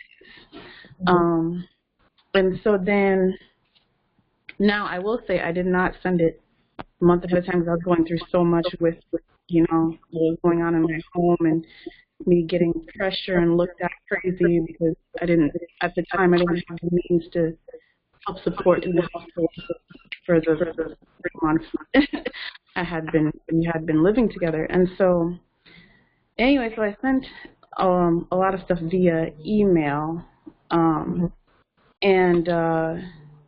then I just was so drained from everything that so I know energetically it might not have been in alignment, but I still want to.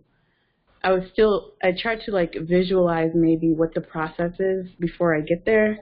And so, I kind of struggled with not talking to them because I'm trying to figure out how will it go when I go get the groceries. Like, will I have to check them out? And then will they know what to do?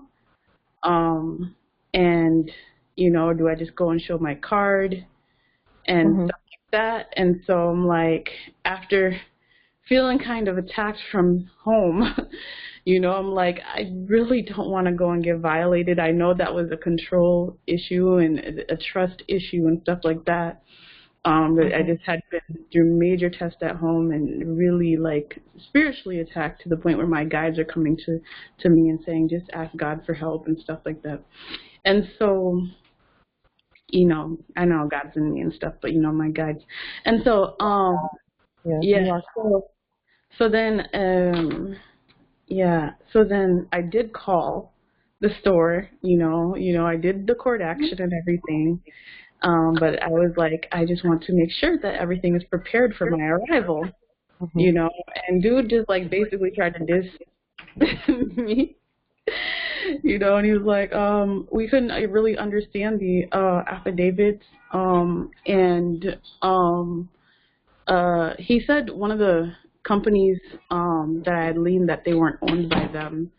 And then he was like, and then he talked to his director who said to disregard. And then he would like put it even worse. He was like, sorry, I can't help you. like I was like a needy person. I was like, oh my God.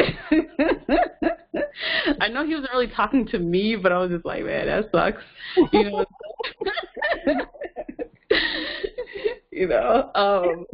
you can laugh about it, Empress. That shows that your energy is where it should be with regard to demonstrating. Yeah. I will say this. Think about this. Think about this. Those same ones that you spoke to, because some more feel more comfortable speaking to people. Okay. Just think about if you had sent them proof that they're bankrupt and that you're the creditor, because see, they understand finance and commerce. And you tell them that the creditors are coming to get some things out of the inventory. Okay. Yeah, I think that was, I sent, because, I have the 40 documents. I sent most of them, but the bankruptcy liquidation I hadn't sent because I hadn't fully studied it. And when I did, I was like, oh, my God, this is it. This is what I need, So that I know that document is key to the process. But Thank yeah. you for not sending it because you didn't study it. Thank you for that. Okay. because it's so important that we understand what we're really saying. What we're stating, and that way we can demonstrate it more competently. But even from just a very basic financial perspective, if someone is bankrupt and they are in, let's just say they have a store and their store is bankrupt, okay? And then the creditors are coming from their home office. The creditors are coming. And the creditors are not the same as them. The creditors are outside creditors. Mm-hmm.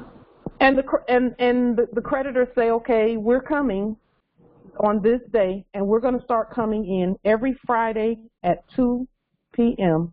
as the creditors and pulling from the inventory, because it's all of it is ours. You all are just there, you know, you're custodians of it, but it belongs to us. From a financial perspective, that's appropriate. As the fiduciary for whatever the name of the company is, Empress, a fiduciary document like the ones we just showed for Moderna and Pfizer, and we'll put it. I'll put it back on the screen here. This is going to be something that is necessary. Okay. And whoever it is that's claiming to be the CEO of that place, it is your fiduciary duty to notify the people in there that the president is you, not some custodian. But if they need to hear from a former custodian, they can hear from a former custodian. Okay. That's important. And whoever it is, there is a signature out on the public record for them. Okay. They had to put them out there because we said put them out there. So, it's important that we and fiduciaries, you know, a fiduciary can't ask permission, and I believe, and we've heard it several times from different boards on this call, that people are not there. That's because we shouldn't be asking anybody for permission. Not that you were, Empress, but I'm just saying in general. Yeah, fiduciaries have to actually stand up and do what needs to be done. Of like, are y'all ready for me? I'm not trying to I don't want to get slapped. You won't, because you're going to be peaceful, you're going to be competent, and you're going to know exactly what you're doing, and you're going to take your time and do it. Okay. Empress, it's just good that you don't have the war energy, because then the process will be is much more easily absorbed that way. That's true. You're the creditor to all that stuff in there. Yeah. And they know that. That's the thing. That's why they even stop to take the time to talk to you. Right. To see what you know. They don't just say right off the bat, that can't be true. Right. So it's not foreign to them. They know it. They know you're right. They just wait to hear certain things. Yeah. And you know that that's what they're doing, waiting to hear certain things from you. Yeah, that's true. Oh, and you know, I had that experience with the printer company. They still send me bills, but what happened is I had, you know, 'cause I'm like, I need to print, so I did call them, you know, and he kept saying, oh, you're some part of some group, and I just like kept saying, you know, kept standing, and then the thing that changed somehow was when I said notice the principal, notice the agent, you know, and I kept saying I sent delarium too, you know. And then all of a sudden he was like, I'm going to go see about that delarium. And then, you know, and all of a sudden my printer membership was upgraded, you know.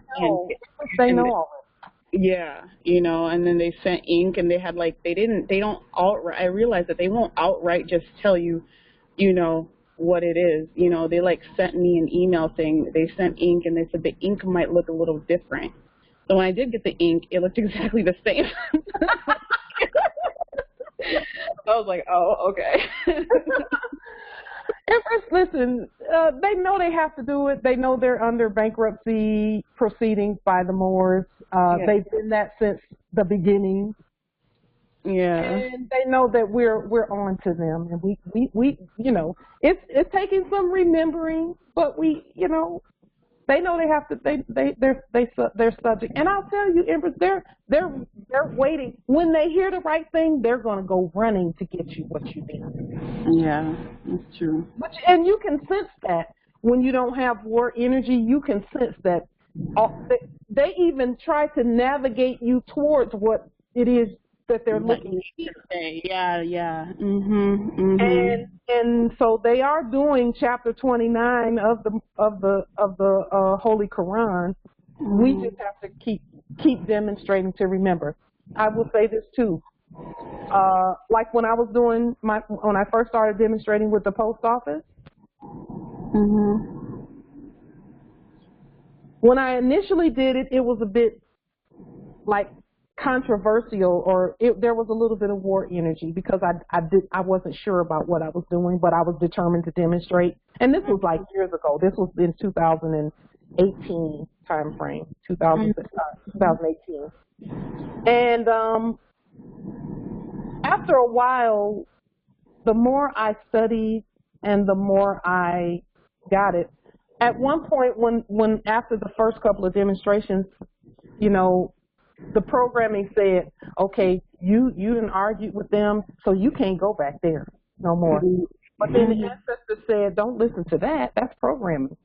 Calm down, do a little study, and then we'll tell you how to proceed. And it was not long after that they showed us. It was like lightning. They just showed. It was like electricity. They just showed us what needed to be done, and we were like, yeah, let's do a video on this and hurry up and get this on the record, so that the Moors will know how to do the post office demonstration. That we really shouldn't have even been. I shouldn't have even been talking to them. They don't know sovereign stuff. You know what I'm saying? Yeah. They don't expect us to talk to them. They expect us to govern. Because if we think about it more, have we ever talked to anybody in our fleet that was doing business as president and had them give some instructions face to face? No.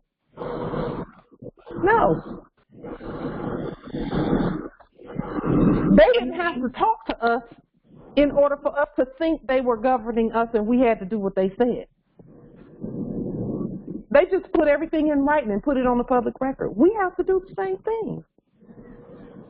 Yeah. And here's the thing, Empress, when you do what you've done and continue to demonstrate, it's not only the law for the grocery store that you're at, it's the law for all grocery stores. So your demonstration is going to further implement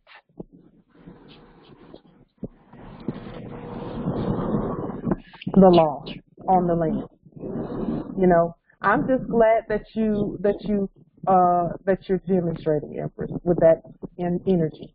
Yeah. That you have. And you know, it reminds me, before I, was demonstrating my sovereign status, I was, there was a period of time I was being tested spiritually and energetically, and I remember going to Walgreens, the office of Walgreens, to get some things, and I had a list, but I hadn't written out the list, and the ancestors were showing me, like, they were basically, I was getting my superpowers, I'll say that. And they were showing me, like, a subliminal way that people communicate unknowingly, how to read energy just through seeing the body language, just by watching body language. That's powerful. Yeah, and I went to Walgreens, I had a list, and I got all this stuff, and the stuff wasn't, like, predictable, so, to hack the matrix, sometimes you get unpredictable stuff that's called the crisscross. But so anyway, and so the machine just stopped, and I just kind of laughed. I was like, I think I hacked. I was like, I think I hacked the matrix. But the lady, I forgot one thing. I couldn't. I was like, I forgot one thing, and I said it out loud. The lady's head was nudging the aisle. Like, she didn't say anything. Her head nudged.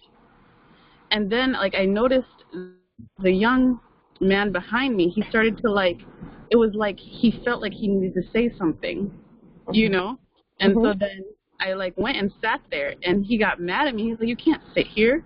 And then he was like, and I asked him a question, and he's like, where do you work? And he kept asking me, and it sounded like he was being confrontational.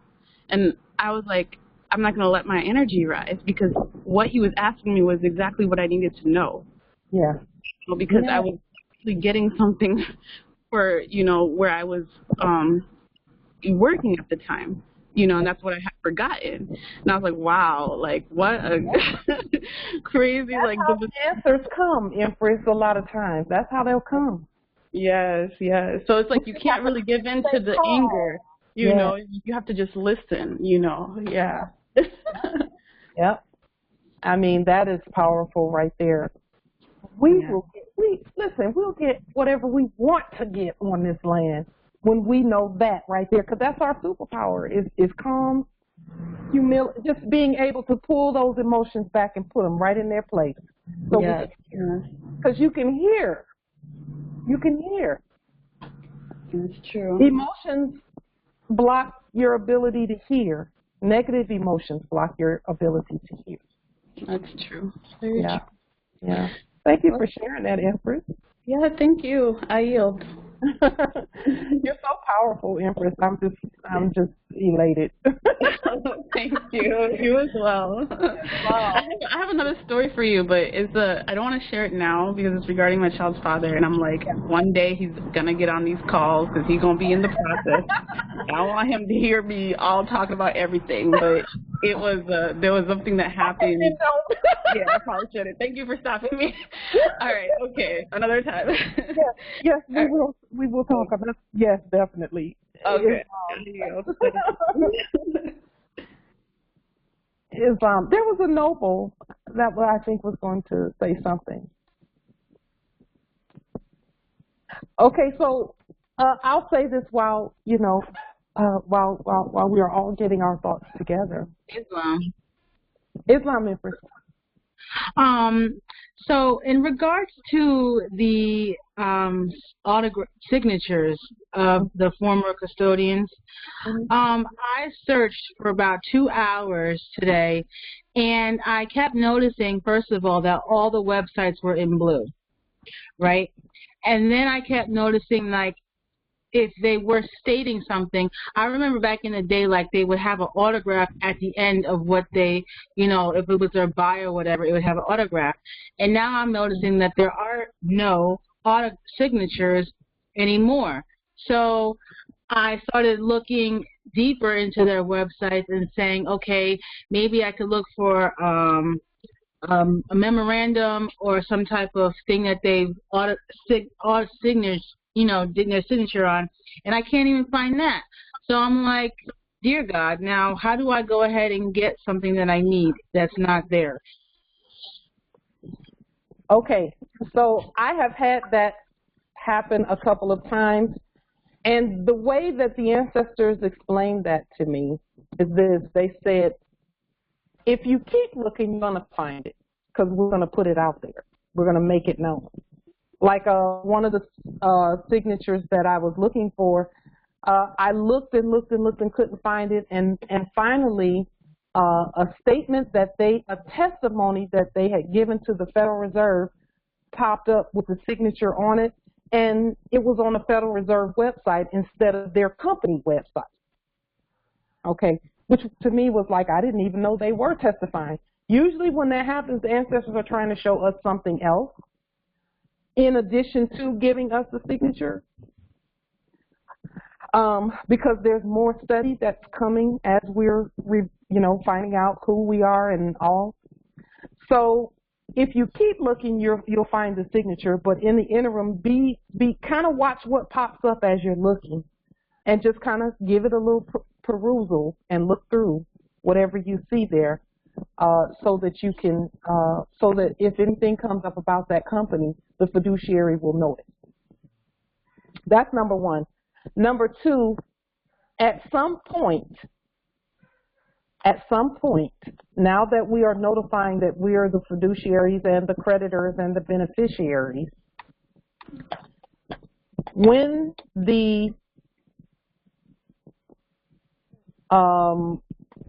memos and letters and things, the company memos and letters come out, when they come out, you're going to have to sign it, and I'm going to, we're going to have to autograph these things and then put the fiduciary documents where we appointed ourselves with it. So after a while, you're not even going to need the signatures from them. Your signatures have to go on whatever comes out after that. Well, that was kind of sort of what I was thinking about. Like, okay, I got their company letter, their corporate letterhead, right? And then I can state what it is that they're going to be doing, like this one says right here. And then I guess print their name, and then I would autograph underneath it saying I'm to the fiduciary. That's what I was thinking about doing. However you want to demonstrate that, Empress, it is completely up to you. Right. It is completely up to you. Yeah, at some point they're going to be taking, and really they're doing it already, taking their instructions directly from us. But for some of them, they need to see their custodian telling them something. So, okay. Islam. Islam is right. Yes. I have sent affidavits to various custodians of office commanding them to send me a receipt for the delirium that I sent them, and no one's responded at this time. Okay. So then provide your own receipt and forward it to them, letting them know that the receipt is that this is the receipt right here for what I sent you. Period. Islam. Because there might not be anybody there. Right. I know there's a lot of stuff going on. Well, no, it's not a whole lot of stuff going on. When the Moors say that you have resigned, you have resigned. Okay. That's what's going on. It's not a whole lot of, complicated, stuff. It is very simple. It's very simple. The resources belong to the Moors. We have to be peaceful and competent and all of that. But when we say that someone has resigned, that's not a suggestion. It's cut and dry. It just is what it is. Thank you. Islam Empress. Islam Empress. Can I speak about the extraterrestrials, or could I be at another time? Go ahead. Feel free to do that right now, Empress. Okay. What's on your heart, please do. Yes, I was want to say, well, I know that now we have risen from the third dimension to the fourth dimension. And in the fifth dimension is where we're aspiring to go, and that'll be really soon. So in the fifth dimension, that is when the Palladians, the Arcturians, the Syrians that we used to get instructions from, I want to say, they helped us with technology prior to our going to sleep. They will be able to come down and touch down and help us, or help us with our technologies, because that is the direction that we were prior to falling asleep doing. That's where we were, we were doing all of that. They're going to help us with, like they'll come down and they'll have like a hospital. It's called, I guess we can term it that, a hospital that will actually help balance us. So they've been doing many things to us for eons, for millennia, for a long time, that has done things to our ONA. So they're going to fix us as far as repairing our limbs, or little things that, not little, but things that are wrong with us. So it's going to be other species, other extraterrestrials, benevolent ones, that are going to with that. And it's coming real soon. They took it down while we were in the third dimension. So yes, those liens that we've been doing has broken a lot of spells. In the background, they made them that the cabal or the, what do you call it, the reptilians. They made them take down a lot of things that's in the cosmos that they were using against us to keep us from being conscious, from being where we are right now. Where I don't know if everyone has been like talking to different, subjects or just different people in general. They have raised their consciousness tremendously. I mean, I've had 20-year-olds telling me things, especially when I was even, detained. They were telling me things that I thought that, prior when I was first waking up, the Moors would say they're never going to get it. It's a wasted cost. It's not. It really is not. And so they've taken down some of the satellites. They've taken down, I guess we have a sacred son. We have 2 sons. And it's just so much in the background that's helping. We've even had subjects for years that cannot wait till we wake up and take over as the gods, because prior to this, they're here in this time, and prior to us falling asleep, we were harmonious. We were together as oneness.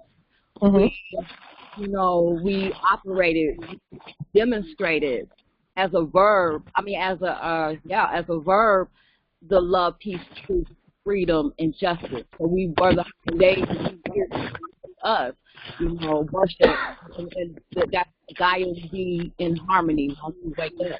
So I just was, just wanting to mention, and I'm pretty sure there are more who know that. There's a little bit of noise coming from some of the background, so I'm just muting. Please don't take that personally. It's just a lot of rustling and noise, and I want to make sure that we can all hear her. Okay. Go ahead, Empress. So yes, it's just I am just really pleased. So really in the background, there being those that prior oppressed us, in the reptilian, the cabal. They are not there. They are not there. They're not even there. It's just puppeteers right now. They're waiting for us to, just like you said, competently, and we're doing it. So, competently do what we're doing. So I am so elated to be here in this time to, to help, because I know there are gifts that I have, and I know there are gifts we all have that's helping in this transition. Yes. And I'm just, wow. And now that I know that's open, now we're getting everything together, because that's what I was stating while I was in. It was like, we're ready to take over. We have the reign now. Thank you for your service. That's really what's going on. And a lot of times we don't know that we're operating in low vibration, because we're used to that. What is low vibration? Just like you were saying, fear. Yeah. Ego. They put into us anger, being egotistical, but we're waking up, and I'm just really, our children, even our little children coming here, so smart. Yes. It's wonderful time. I just wanted to say that. Empress, let me just say this about that. Thank you for that. So the Pleiadians and the Assyrians and all of that, that's still us. It's still us. Now, I will say this about that. It is. The Pleiadian peak, I'm not sure if you've ever heard of the Pleiadian peak. The Pleiadian peak is a mountain peak in this territory. And yes, and the Pleiadian peak points to the cosmos. And at the time when Pleiades in the cosmos was directly over the Pleiadian peak, which is now, then the information would come. Right, that's right. Yes. So we are actually doing that by our actions and activities. Yes, that's what, exactly. Yeah. And that's why I was saying everyone's demonstration, you know, even if they thought that it did not go the way that they foresaw it to go, it was breaking spells that we need. And yes, it is. I mean, it was breaking some, wow. Yes. Yes. Even if we didn't get it, and you know, that's what I was telling one of the other Moors, or we were talking about, and I was like, listen, you know, there's no right or wrong way. There's not any, just every demonstration is right. Yes, that's true. Broke something. Yes. It's the energy. It's the energy, yes. Of our authority that breaks the spell. Yes, because it was all a spell in the first place. Spell, the word spell has to do with words. Yes. The minute we started speaking, it was over. It was over. You hear me? They were getting out the way. I couldn't even hardly find them when I was searching them up. They were gone. They have jumped ship because they knew we were coming. They knew. They knew. They looked in the cosmos, and a lot of them, that the reptilians, they thought they were going to leave in these little portals. They thought they were going to leave. No, it's been blocked. So they knew they had to come down here, and it's wow. It's amazing. And also know that since time immemorial, we have been the Pleiadians and the Assyrians and the Anunnaki, and that's us from way back when. And the information that comes, so let me tell you how and I'll be quick with this part right here. The way that because you mentioned them coming here, the way that the Pleiadians and the Assyrians and the Anunnaki and the gods, the way that they manifest on the earth is through the consciousness. Through the consciousness, exactly. Allah manifests through our consciousness. Yes. Arm, Allah, A-L-L-A-H, arm, leg, arm, head. Yes. So however we want to project our supernatural natural gifts, and I say supernatural natural because it's natural for us to have supernatural powers. Yes. And that comes, those powers manifest, and they're going to continue to manifest more as we, number one, be okay with being tested. Because the testing is not doing anything but pulling out of us what's already in us, the supernatural abilities and the knowing our sovereign authority and knowing that this is all about us anyway. Everything is already ours, been ours since time immemorial. We're the ones who planned this whole thing out. So all we have to do is just stand, be ourselves. We are actually coming from the ancient, because, you know, we don't know time. And I can't say we don't know it. We're not subject to time. So it's actually us coming from eternity into us that's here. Some people call that a parallel universe. Call it what you want to call it. I love science fiction. Yeah, because it's fiction for them, but it's the truth for us. They got all of that stuff from looking at our records and how we manifest. Yes. I am a Trekkie. A Trekkie is you know, Star Trek. I love Star Trek, and some people like Star Wars and all of that. I'm a Trekkie because I already know that's all. Well, look what we did. Look what we showed them. Mm-hmm. You see, the one, and I'll just give you a quick example. The one that wrote Star Wars, I believe it's Star Wars. He married an empress. Oh. because he knows, and he needed her signature to, and she may or may not know that he needed her signature to put some of that stuff out there. Oh, I didn't know that. Sure did. I believe it's either Star Wars or Star Trek. But he married her, and I won't say her appellation, but he needed her permission to put that stuff out, so she had to sign off on that stuff coming out.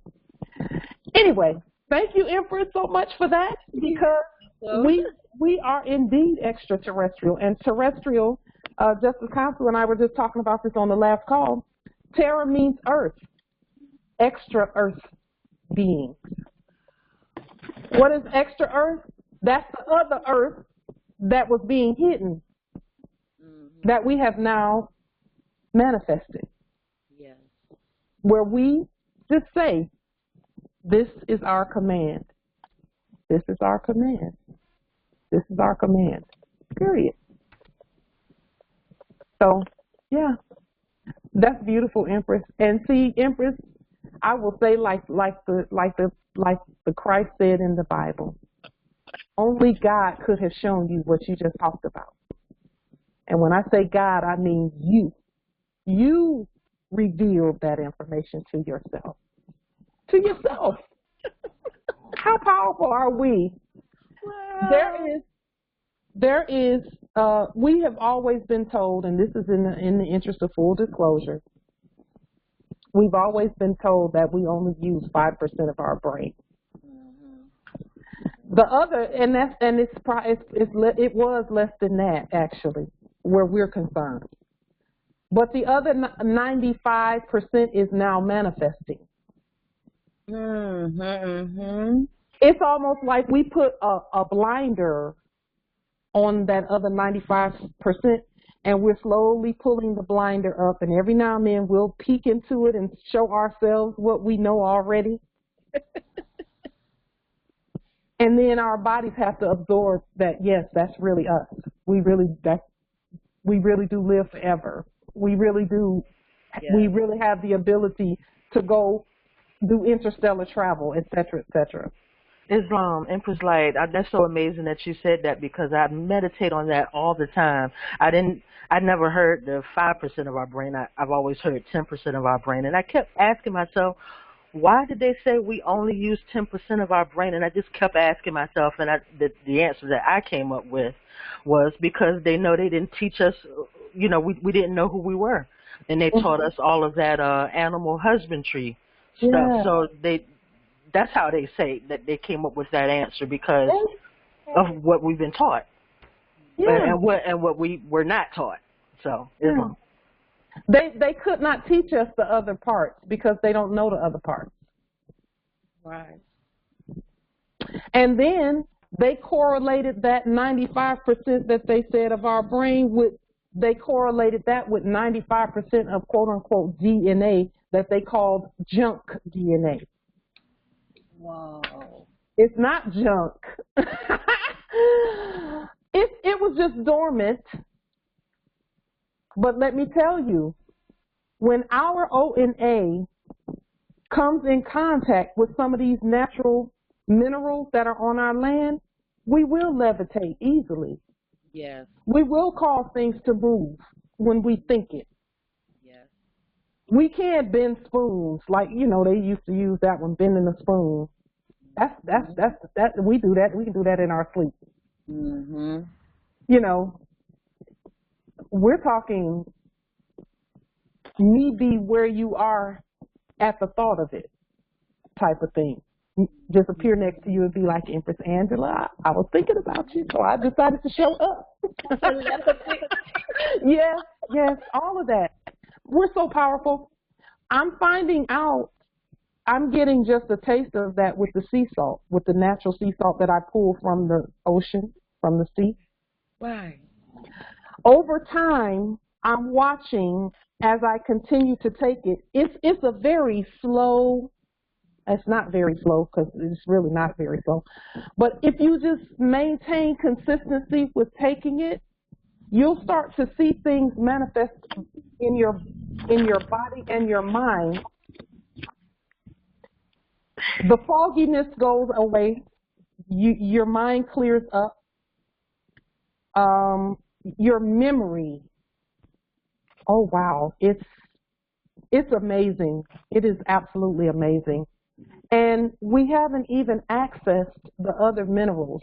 I'm saying to the ancestors, if the other minerals have the effect that the sea salt has, and we put all of that together, I'm particularly interested in sulfur and what else? Sulfur and coal. Sulfur and coal, along with what we're using, the sea salt. We won't age. We won't ever forget anything. We will live forever. Anything that was taken by way of a surgery, it will regrow. In terms of, some have had limbs removed or hysterectomies or, things like that. Those organs will go back. See, that's what happened with Abraham and Sarah in the Bible, but they're not going to tell you that part of the story. Oh, that makes sense. Sarah had to have her womb healed. So over the years, she took natural minerals. We wouldn't even have to eat food if we got the right minerals from the land, because there's no deficit in our bodies when we get the right minerals. There's no deficit. See, hunger and thirst are deficits. That means there's something that we didn't get, that we feel like we need to get. But we won't even need that when we get the right minerals and the right things from the land. Just remember, empresses, and you can do the research on this. Our grandmothers, especially the ones that lived in the South and the Midwest, whenever they got pregnant with us and with our mothers and fathers, and they didn't take prenatal vitamins, they would go and eat red dirt, red clay. That is true. Yeah, they call that pica, don't they? I think that's like a medical term where women that are with child, they may eat flour or dirt or something like that. P-I-C-A. Natural. Yeah. Red clay. Yes. That the red dirt has the minerals and things in it that the baby needs because it's natural. So we didn't need prenatal vitamins, and our babies came out healthy. And it tasted good. And it tasted good, yes. They didn't want a burger and fries. They wanted something natural. So, Moors, listen, that's the real estate, by the way.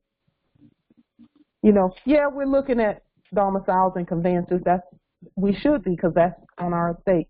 But the real estate is when you get out, when you start getting those natural minerals and things, and you start doing that Benjamin Buttons thing where you start regressing in age and going back and you looking like you're 25 again when you're 52 or 53 or, and then you're able to run through troops and leap over walls like it says in the bibliotext. How I had asked the ancestors, how do we do that? Caleb, Joshua and Caleb, when Caleb was in his 80s was when they went and took the land from the giants. In his 80s, in the bibliotext. But that's because they was living off the land. See, they tell you about that wilderness like it was a bad thing. It wasn't a bad thing. They were eating natural stuff. And it was keeping them so strong and so powerful that by the time they ran into what they called a giant back then, we was the giants too, by the way. All of the original, that whole Old Testament is nothing but the Moors. So make no mistake about that. The Old Testament is a bunch of wealthy Moors. Noah and Adam and Eve and Joshua and Abraham and Sarah. And see, the bibliotext that we see takes it from the patriarchal perspective, But there's the matriarchal perspective that actually and males. This is not a put down. It supersedes that one that we actually need to put on a public record, and we will when it's time. We're putting it on there now, but there's a part of the bibliotheliotech and the writings. That's why they supposedly took out or hid most of the books, because the rest of the books talk about the power of the matriarch and how everything comes from the matriarch, including the patriarchs. Empress. Yes, Empress. Yes, I was reading about Genesis, and I was reading the book of Genesis, and they were talking about when Adam and Eve, they partake of that, but we're saying that the curse of the woman for doing that was to, instead of her heart being to her God and her trust, in that she would put that into a man and he will rule over her. So that was a curse that wasn't even meant for us in the beginning. We were supposed to be equal together as a oneness, so yes, wow. So we need to ensure that we know as we read the allegories and the stories and the tales and things like that, that anytime you see anything about a curse, because they talk about the Canaanites being cursed also, anytime you see anything about a curse, just know that nobody had the authority to curse us. Right. We had to assent, and we actually had to speak the word, and it's not a curse. Then really what it is more, we said we need a time of testing. So let's go to sleep and then wake back up and test ourselves, because nobody else had the authority to do that. So when it talks about a curse with regard to us, we said, okay, we've been living in these palaces and we've been living in these big, let us see what it's like to serve. Let's see that. We said that. Nobody took over us and conquered us. That makes sense. That do make sense. Now that resonates. There's no being that exists that can conquer us. Period. We actually said to ourselves, let us go down and create man in our image, and let us then go and do the patriarchal thing and see what it's like for the sons to take. And the sons learned their power through the patriarchy. Right, yes. We wanted our sons to know that they are very powerful. Very, right. And then we said to the servants, okay, servants, we're going to switch places with you. And we switched places with them too. And knowing this, and we did that knowing that at any time we can stand right on back up like we're doing now and be, okay, everybody back in your place. We're back. That was an experiment. We're back. We got to see what it was like to be traumatized, because that was actually one of the things that we said, will we make it through trauma? Yes, we will. 400 years of it, we'll make it through. We actually had to agree to that. And then we actually got to say, okay, whatever the trauma is, if it doesn't break us, it's going to make us. And look who got made. We made ourselves. Because nobody has the authority to stop us from that. No one's powerful enough. It doesn't exist. So that's just another one for the books right there. Just another one for the books. Thank you, Empress. Empresses and emperors. Yeah. Are there any other questions, comments, wisdom? Yes, Islam. You said secretly they were told to go on the public, on the part of the public. Is that just for America? Is that worldwide? Say again? Is that just for America, or is that worldwide? Justice Kansu, I'm coming over there to get you. I am coming. I'm on my way. You know I'm gonna get you. We are one, and if we listen, I'll change everything to UK, and then we'll just say we're doing UK stuff. That's great. Exactly. We're one, and you must change it to UK. You must. So that when we come there, you've already done everything so that we can move about and do and go and be and see. We got things over there we need to see. Okay, yes. So I need to give that order, that command to have. Yes. Oh, yes.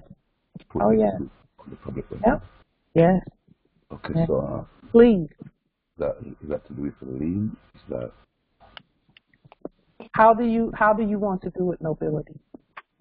Well, I would like a little assistance to do that, you know. So okay. If you can send me something, I can work on it and proceed from there.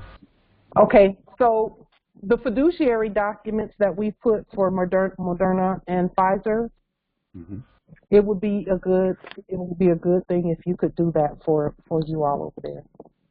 Okay. I need to put it on. And then any other resources there, do the same document for all the resources. Absolutely. Yeah. What I have done since Thursday is part 1 of the bankruptcy document that you have. I have tried to go live, and I'm just waiting for tonight to see if there's anything more to add to it so I can put it on the public list. As you're looking around your territory, just see what needs to be done. You know, the Moors at your territory, just like at all of our territories, there's Moors that are going to be waking up who are going to need domiciles and conveyances and food and all of that. We have Moors that are incarcerated that are going to need things too. So we have to prepare the way for them. Yes, I understand that. You know. And so that's what we're doing with these documents and things, is getting everything ready so that and then we're demonstrating it, and then we're showing them how to demonstrate it as well. On that same part 1, you have Washington, was it King County, Washington. Now, I did put it in the chat. Do I put London District of UK? I think at Washington District of Columbia. You all have 55 Fleet Street. You have Fleet Street there. Whatever. It's City of London. Let's see. District. Yeah, it's the London Financial District. That's what they called it. London Financial District. London Financial District.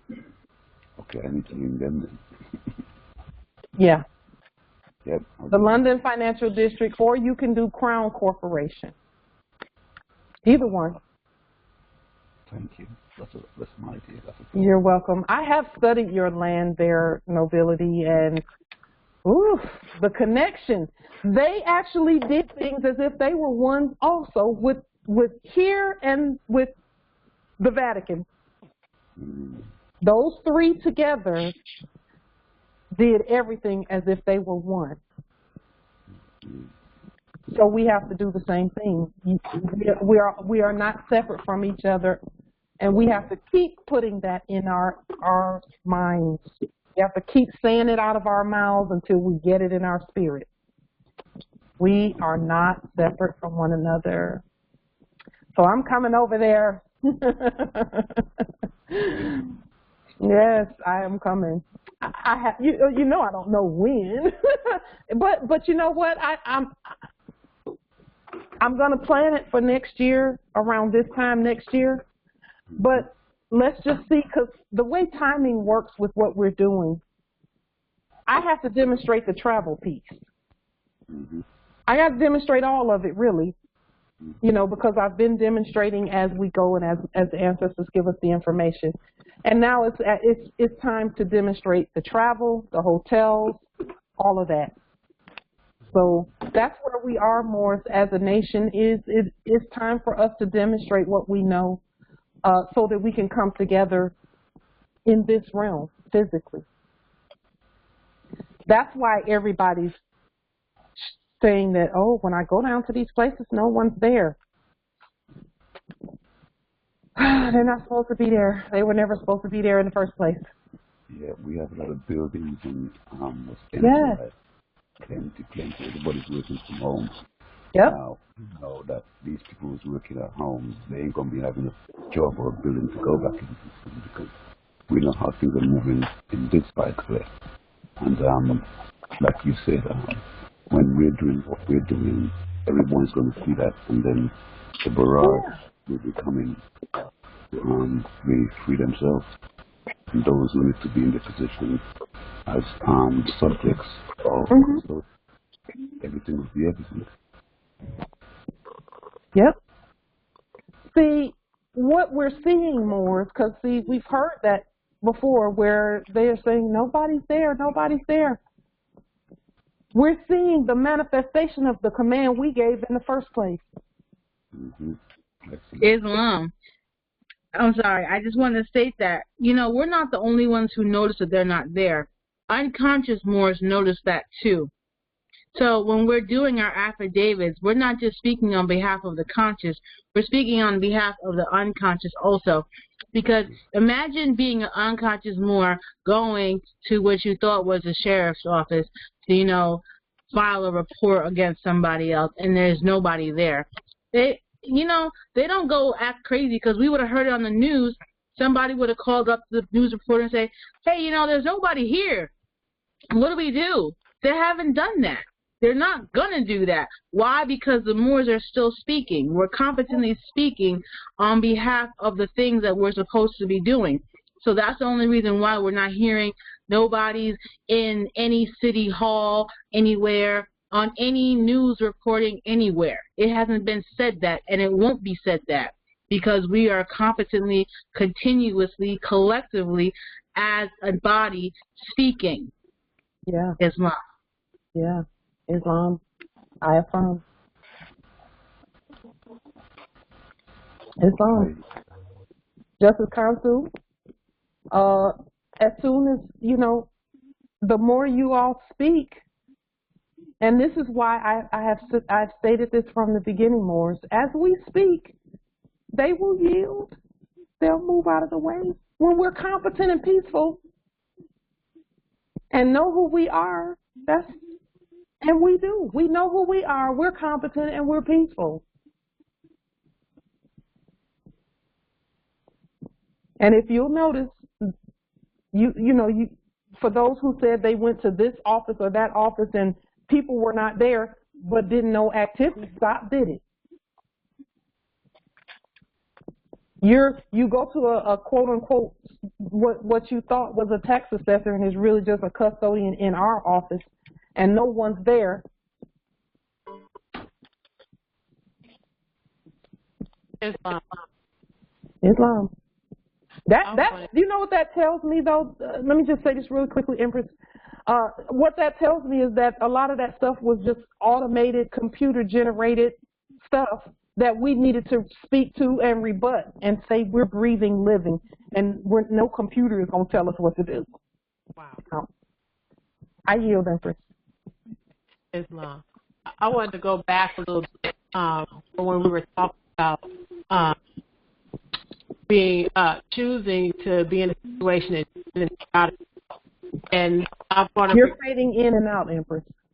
Oh, boy. Technology, I just hate it. Can you hear me better? Yes. Oh.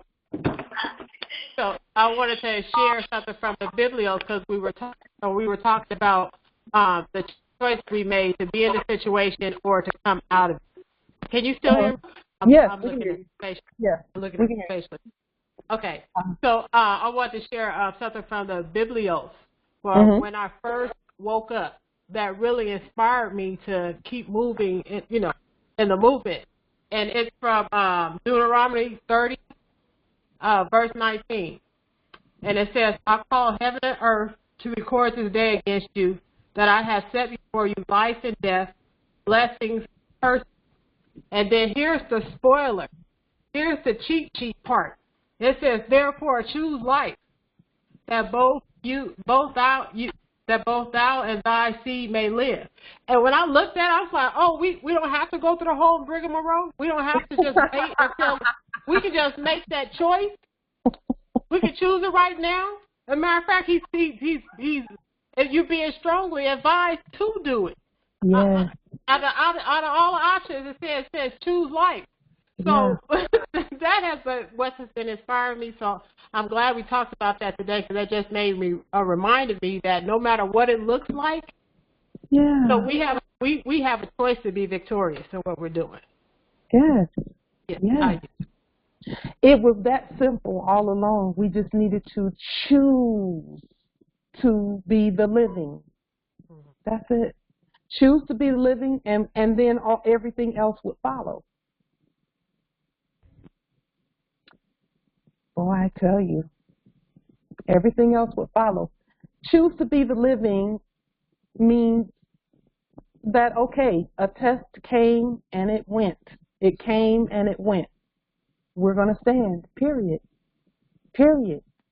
See, that is how we ended up being, and it's not an end, it's the beginning. But since time immemorial, we've been tested. And we just stood and stood and stood. And then we got creative and said, okay, we're going to start calling forth some tests that are a little more upscaled than the last test, because that last one was too easy. So let me pick another one that's a little bit harder. And then, man, the muscles just popped up, on us, because we just kept passing. We just kept passing the tests.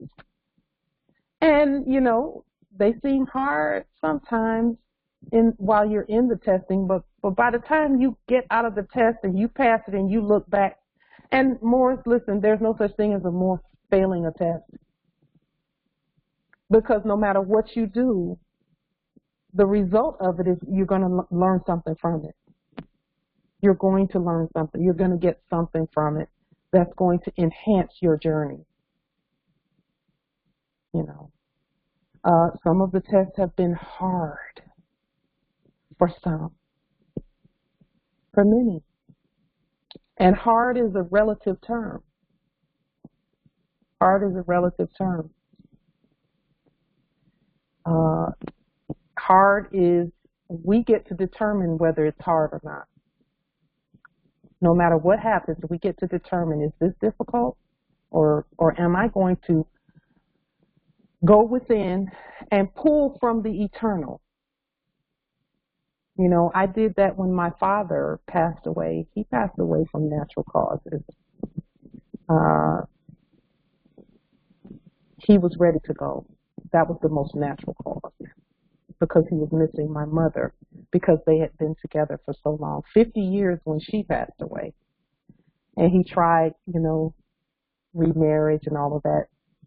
He was missing her, and he said that out of his mouth. And he was ready to go. And just knowing that, okay, Dad, you're ready. And when you're ready, when he finally said, okay, I'm going. He was in the hospital, and, he passed away. Okay, I know now. Islam? So I was just saying something to Angel just now. I thought it was pretty cool. Not that your father died, but like his mission or like his goal on earth was to meet your mom. So that's why that his goal is over. His mission was over. And for him and her to make 9 babies. Wow. That's a lot of kids. Yeah. Yep. They just kept making babies. They just kept making babies. Not knowing. Number 9. Yeah.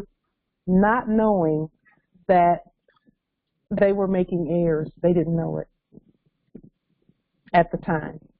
They know now, but they didn't know then. And Islam. Healthy is I don't know what. I just think about like 9 heirs, and I think I just honor them. I don't need to know how they did it. I honor them because, you know, my dad could have jetted, but he didn't. He stayed. You know, it's just a lot. It's a lot to think about. And now they're together.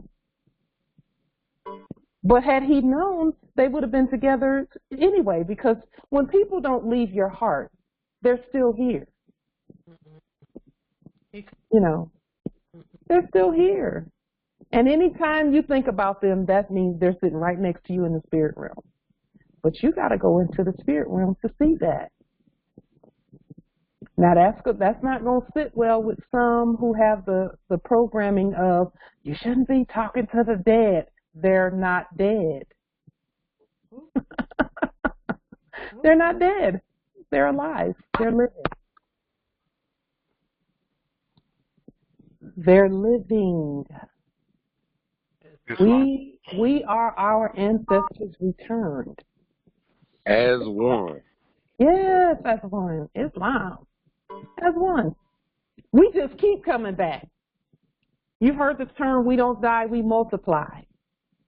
That's true. 1 + 1 is 3. All of that. There it is. That's true. That is so true. That's some good math right there. Me and my consort equals me, my consort, and my heiress. That's 3. That's good math. That's good math. Are there any other questions or comments?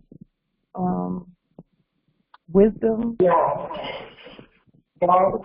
Islam. I got this is Gregory Tariq Bay, North Carolina Territory.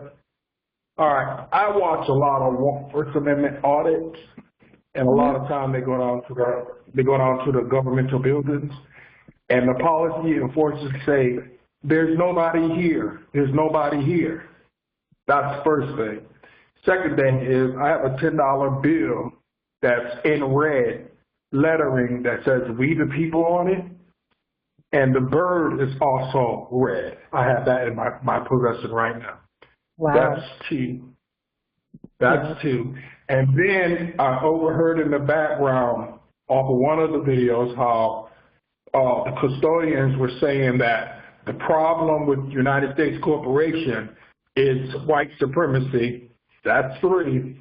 And the fourth thing I wanted to say, I used to eat so much red dirt, they used to have to take me to the hospital. That's 4.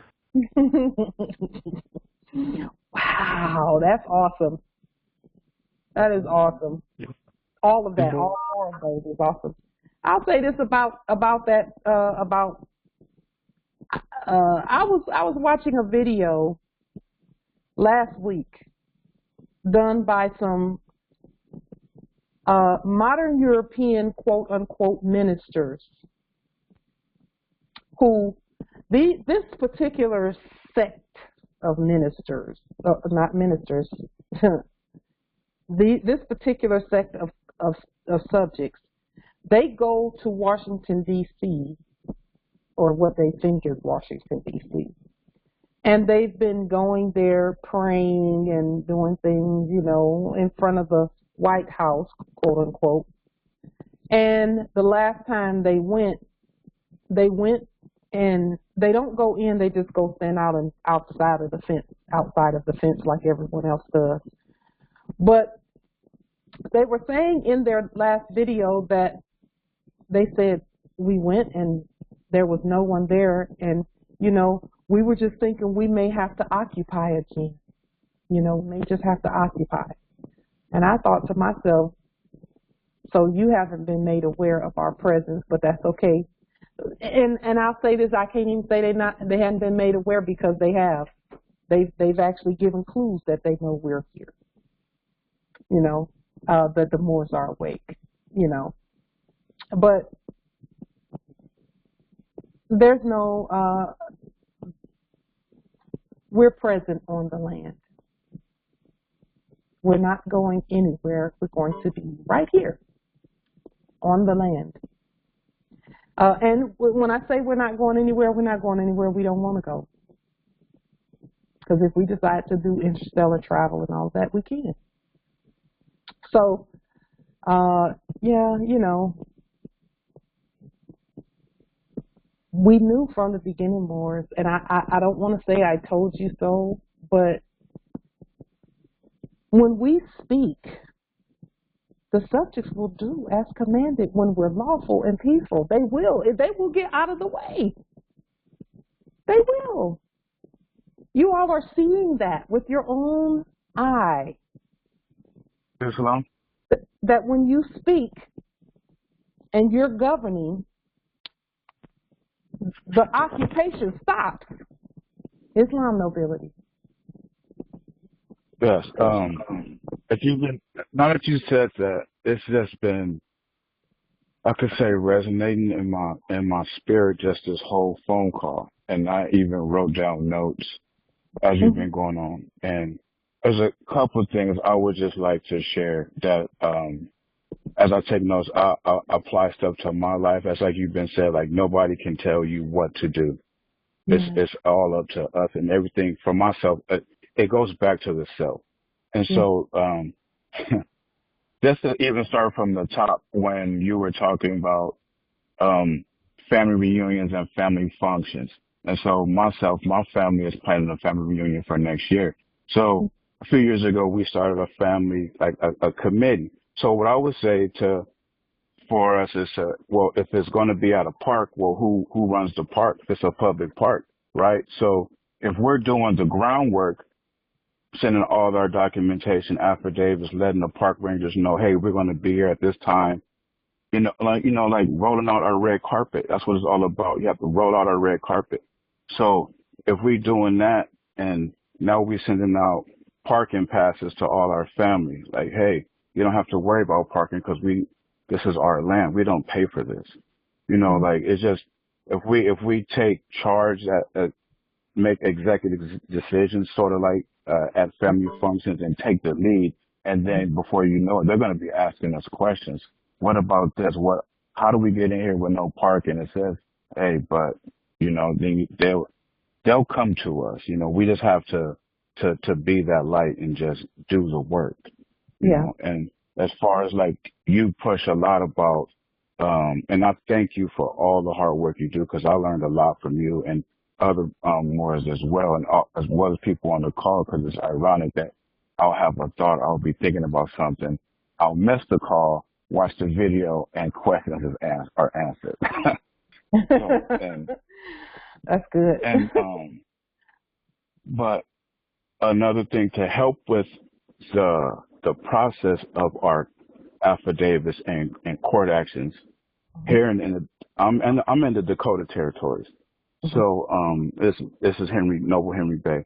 But what I learned from so-called my affidavits and forms getting returned to me, they always, like you said, or like even like the prophet said, use a clear and intelligent tone, it will give you a favorable reply. And our affidavits are that clear and intelligent tone. Maybe we messed up on a procedure, but they sure circled it on the when I messed up on the mailing process and procedure, they circled it and told me exactly what was wrong.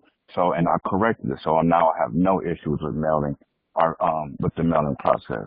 And then with the quote unquote courts, you know, they send back documents from the court, the clerk, the so-called clerk, the custodian.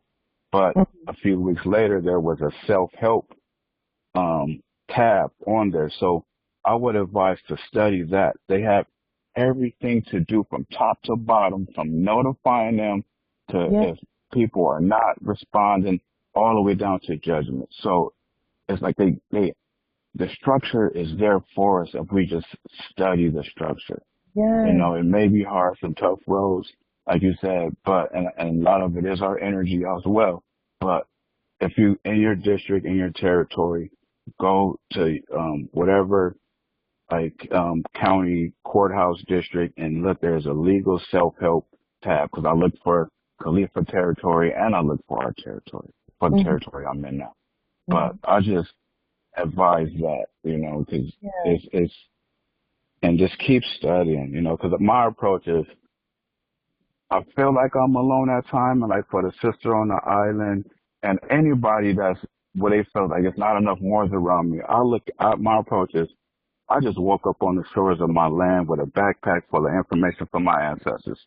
So now I just have to study, and the more I study, the more people I meet like me or like minds or people on that same path. Yeah. And that's how I came across this conference call and these study groups. You know, so like I said, that's been that's been in my soul itching. So I know I'd have been upset if I didn't speak after this call was over. And that's why I took notes, because I figured I'll wait till the end. You know. Yeah. Thanks, though. That's beautiful. What's your appellation, nobility? This is David Henry Bay. Yes, Islam. And then Dakota Territories. Beautiful. Ooh, Dakota. Ooh.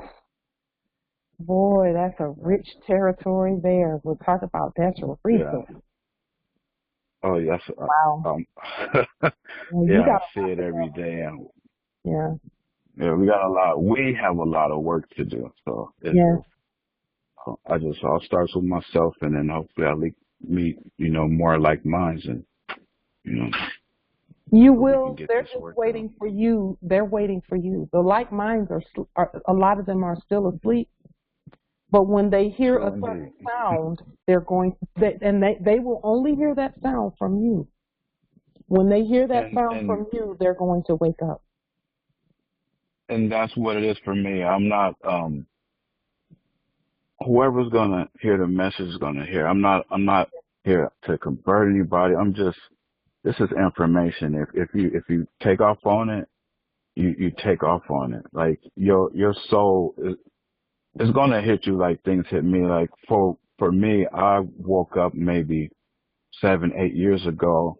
I was hanging out with a brother and I saw this DVD. It said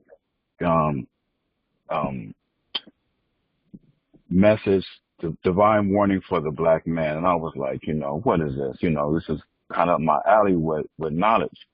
So, and the Grand Sheik was on there, and he was saying us all this information. I'm like, yeah, right. Okay.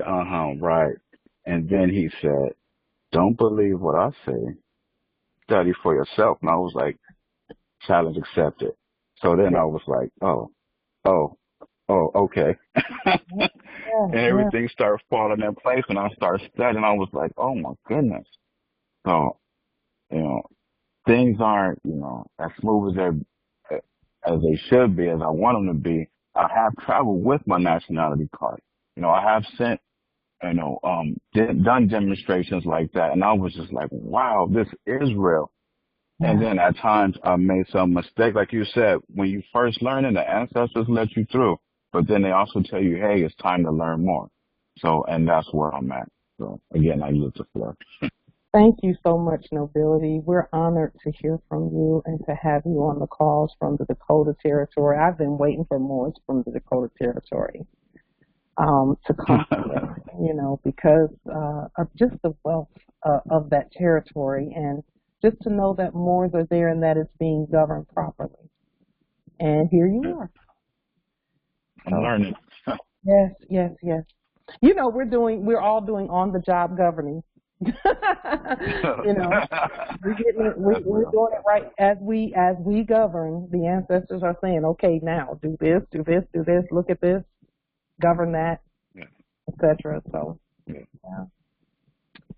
thank you, Nobility. All right. Islam Empress. It's me again from Hamakya, and I just wanted to add a couple of things. In all the, horrid things that have been going on during, I wanted to add where on 2 occasions the policy enforcers, one time they came to extract a statement that they would write from me, and when I wouldn't cooperate or speak with them, they threatened to come and get me, as in to come and arrest me. And I said to them, you have no jurisdiction here. I've not seen them again. A second time, they came into my yard without invitation. And I got up and I said to them, and I pointed to the flag and I said, you have no jurisdiction in here. And I went inside to get a video so I could video the interaction if there was one. By the time I came back outside, they were nowhere to be seen. So that is something in all of this, even as they try to encroach and put authority where they don't have it, they do know their place. Yes, they do. So then, Empress, let me say this about that. Now that you know that they know their place, you have to think about why they came in the first place. The only reason, and this is something I know from personal experience, the only reason that they do things like that, even though they know what they know, and then when you speak it, they leave, is to prompt you to do something. Okay? So whatever it is that they're coming for, you need to issue a quo warranto mandamus restitutio, an affidavit. So I did a quo warranto. Now that was a few weeks ago. Now it's interesting. I didn't do the mandamus restitutio. Now I have to learn on that part then, because I wasn't familiar with that part. I was doing the quo warranto to, for their delegation of authority and bond. Now it's interesting because I said that, and I was reading online last week, I think it was, not too long ago anyway, that where I had the custodian whom I had sent the quo warranto to, in this article it was said that all of a sudden he's been moved out of his position. By you. Huh? By you. Well, that was honestly, I was like, that. I'm not asking. I know that it's by you. I'm just saying that. I mean, you're confirming, because I said to literally, I nearly jumped out of my chair, because I said, my spirit said, that was you. You did that. But Empress, now, this is, oh boy, this is so beautiful, because the ancestors are leading this right where it needs to go.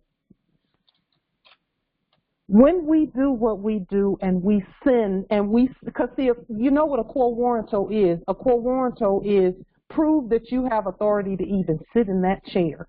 Right.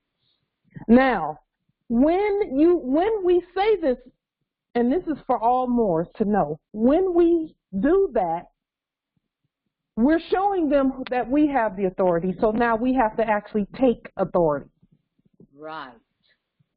So it is suggested that your next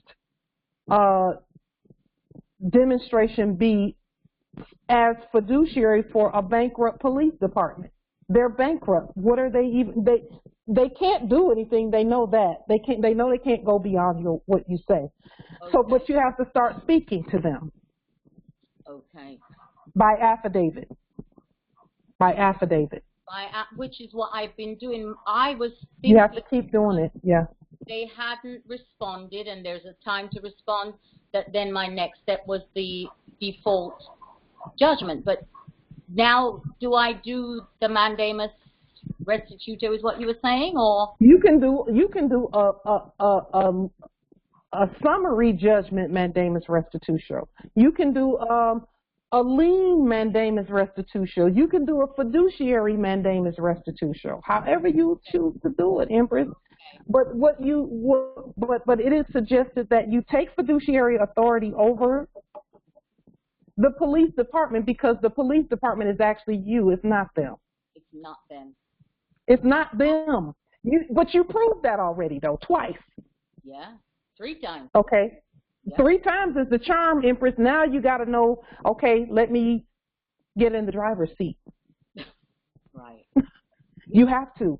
Yeah. Just like we did on the last call, Empress. We have shown that we put ourselves on do not approach, do not detain, do not violate. You see, we did that because that's part of our fiduciary duty is to secure the estate. Well, we are the estate.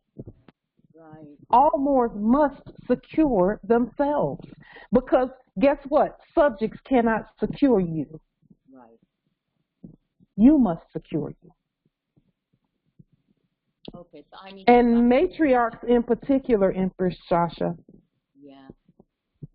You must be secure or else and there is no or else. Right, because they tried that one, and Yeah. I'm still standing. Empress, just go ahead and take fiduciary authority. I will. I'll watch that and video. So that was the one on. That was the last one this past Thursday, I believe it is, where I showed the do not detain. Okay. It was either this past Thursday or last Sunday. Okay. But I'll show you the document. I can put the document on the screen really quickly. I'm glad I brought this up because. Yeah. Those prompts are prompts that the ancestors put forth so that we can move to the next level in the demonstrations. Because see, sometimes we want to stop or slow down on demonstrating when we really need to be going ahead and governing. Because see, we can't remove them and then not do anything. Right. We have to keep going. Yep. Well, I plan to. That's what governing is. Governing is, and I think about it a lot, Empress, about how through all of the stuff that's been going on, they just kept going and kept going and kept going. Yeah. All through, what we thought was COVID and all of that kind of stuff.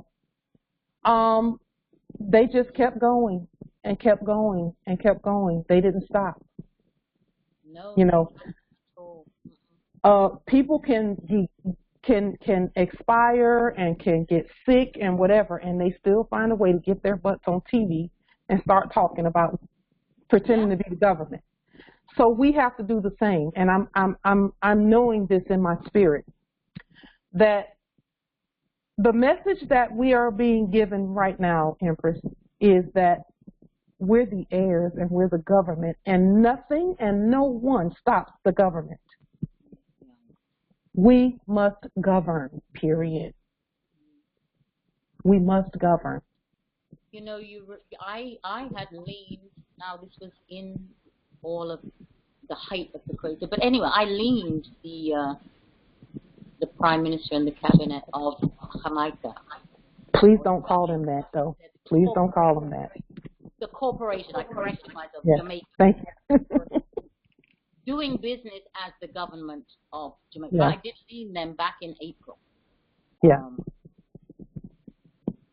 But they're still like they're... Well, because if you lean them, it's easy to boot them out of office. You've proven that. But now who's in the office? You see some things that need to be done because you see that there's some things that they're prompting you to do. So you must address those things. Right. Okay. The territories need to be governed, but we first have to secure ourselves and our heirs and those. So if you look on, can you see the screen, Empress, or is it showing on the screen? I see it, public notice protected. Yes. Yes. And it is, this needed to be done so that we could continue to do what we need to do in order to continue securing the estate. You know. So these two people are whom? This Jim Farrell is a former custodian who was in the office of mayor, and this one is a former custodian who was in the office of police chief. Okay, so now where I am, the municipality of, or St. Elizabeth Parish, which is under the St. Elizabeth Municipal Corporation, but then there's also the mayor of the corporation, or the office of the corporation, or how would I refer to them, because I know they're not. Okay, so custodians in the office of. Okay. What is the name of the custodian that was previously in the office of mayor? Well, there are mayors of each parish. So the mayor. So then there has to be one that they answer to. Yeah, and I'll have that's the one in over the corporate, and that would be in towns. I'd have to look that one up. I know the one that is the one for St. Elizabeth, but the mayor of, I think he's the mayor of Kingston, he or she. Let me look. He's the custodian in the office of mayor. Custodian in the office of mayor. Thank you. We're gonna help each other with that part of the programming, because that's some programming, you know, that was put in us. And it's funny, you're saying you're teaching me. I say this to my sister or people I'm talking to who are somewhat awake, that I'm not picking. We have to really change how we speak. Yes. Yes. Because those are the spells. Those are the ones that, you know, make everything come into being. Yeah. Yeah. So let's see, the mayor. It is our words that make everything come into being. Our words. Our words. The custodian in the office of mayor of Kingston is Senator Councillor Delroy Williams, and that was July 15th, 2022. I'm assuming, I'll have to double check but this is the one who is the mayor. That's the mayor of Kingston. No, he's the custodian in the office of. I'm gonna keep doing that, Empress. I do it, so I mean, and that's it, because it's retraining. It is. It is. Then I would put whomever it is. It ultimately ends up being whomever the name of that custodian. Yes. Would be the one that I would put, and then the custodian in the office of police chief. Yes. And would I need to add the one in the custodian whom has been moved was in the office of superintendent of police for the parish? You could do that if you want to do that.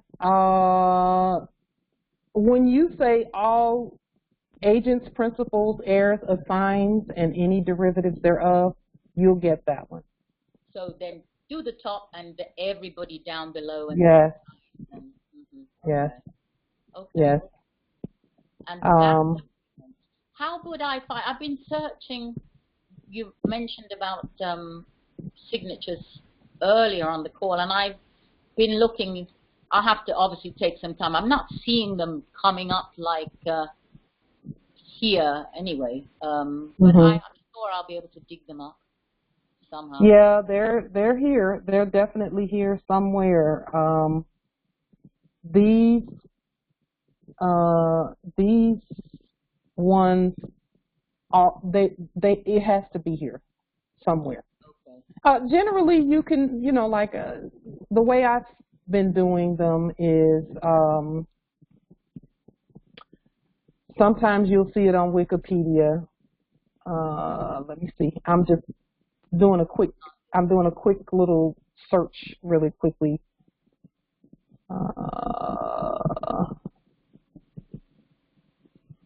Let's see.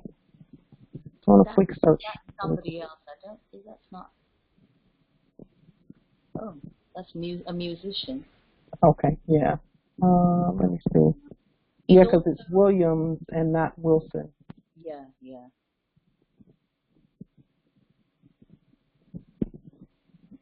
There it is, right there.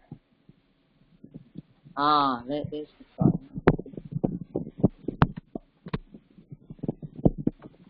Now, the document, when it's done, it's put on the public record. Is it sent to the offices that they're occupying, the custodians? Is it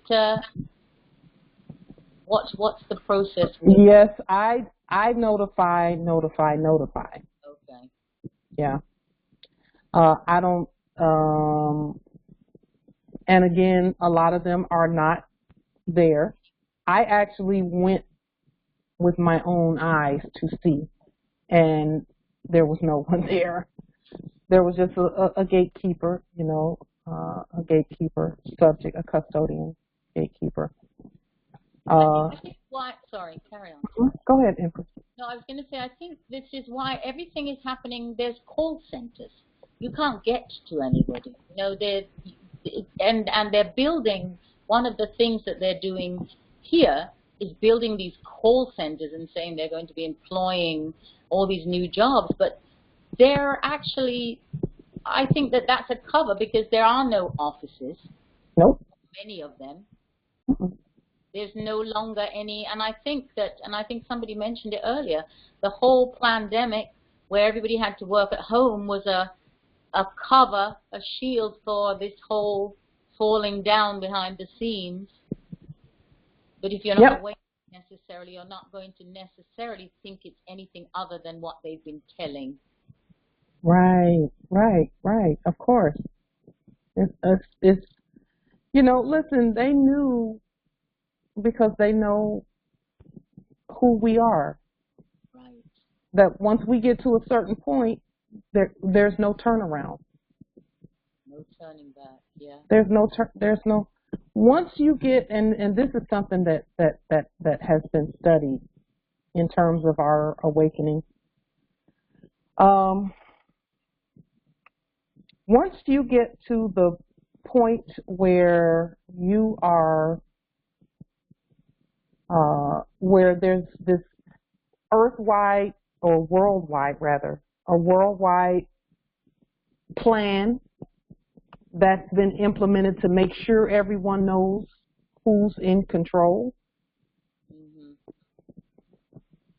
Because this is not the first time this has happened. This happens regularly throughout history, regularly, where new heirs come and are groomed for government. That's what we all have just come through. Grooming for government. Grooming to govern the vast estate. And, you know, for some who go through the tougher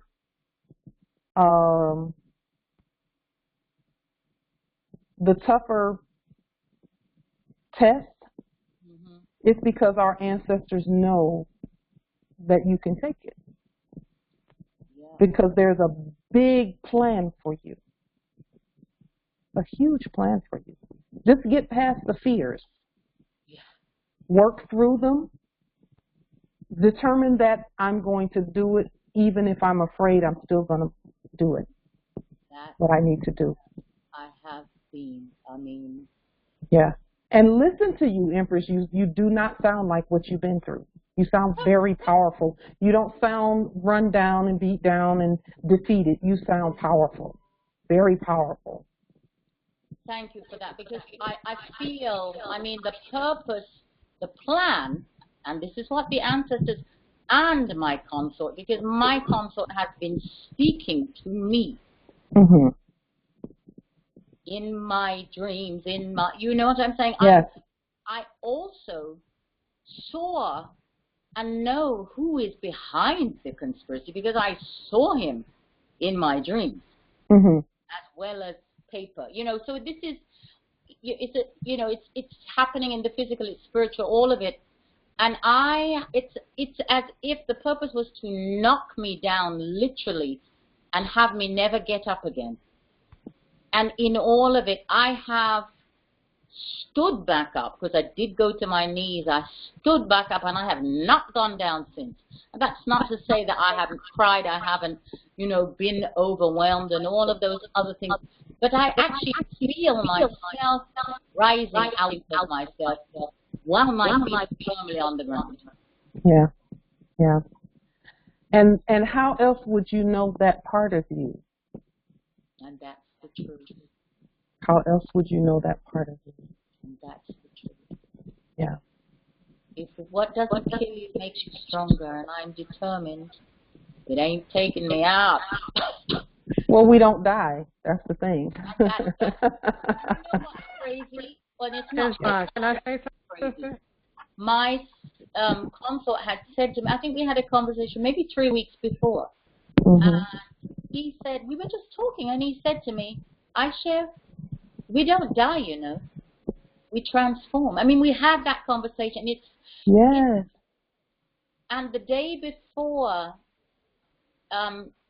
he was murdered, I got a message from Spirit saying, tell Iris not to eat that susumba 3 times. And he walked in the yard, and I told him, and he said, nobody gave it to me, I took it. There's so many things that over time, I know it's all going to sort of fall into place, but in amongst all of this, Spirit, the ancestors, have been talking quite loudly to me. Yeah. And so even when it happened, after the fact, to be able to reflect back on things that happened within days, hours, or even months, it was, I think, the ancestors' way of giving me things to hold on to mull over so that I wouldn't go out of whack. You know what I'm saying? Because it was... I do. Yes. It was giving me receipts. Yes. Our ancestors never test us without telling us ahead of time that a test is coming. That's number one. I know that about our ancestors. They begin preparing us before the test comes. Yeah. And they say, okay, and we look at the preparation sometimes, like I'll see preparation happening and I'm like, okay, ancestors, what are you up to?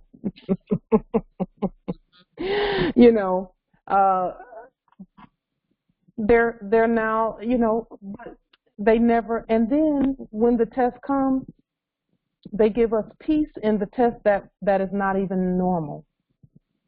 Yes. And strength in the test that's not normal. Yeah. Not normal. It's not, and it's very interesting because people looked and continue to look at me as someone not normal because I'm still standing through all of it, sort of thing. Yeah. Yeah, but what is normal? Is normal someone that falls apart and just crashes and burns? Is that normal? To us, no, that's not normal. No, because I think normal isn't even, it doesn't mean even what we have been led to believe it means. Oh, right. That's true. It really doesn't. And neither does abnormal. And right. It does not mean what we thought it meant. So much, and that's it. There's the words again, the spells. And Yeah.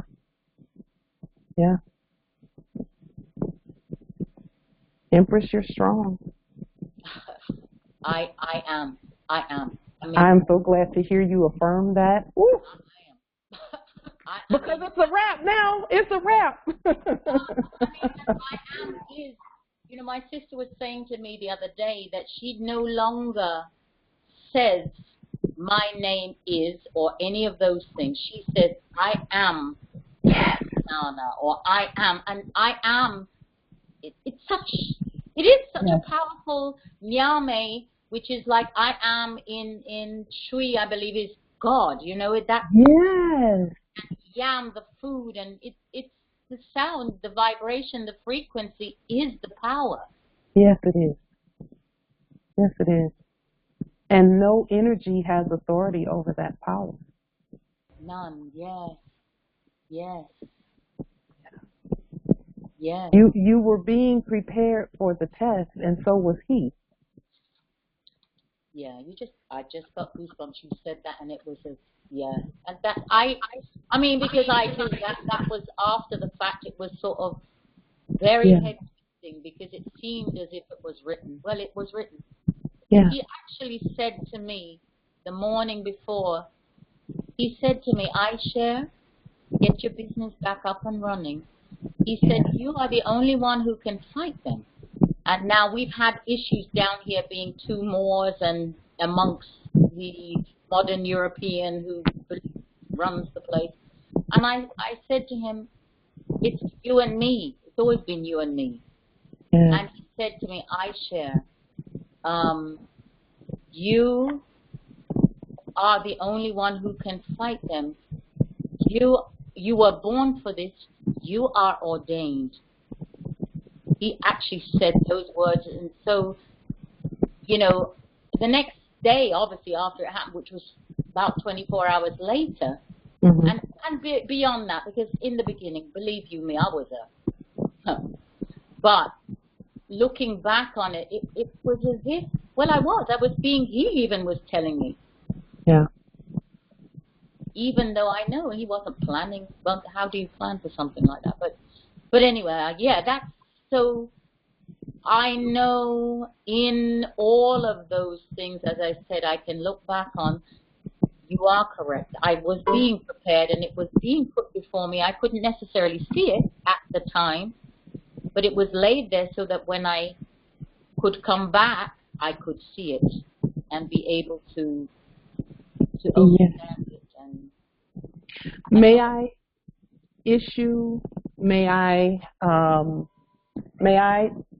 suggest,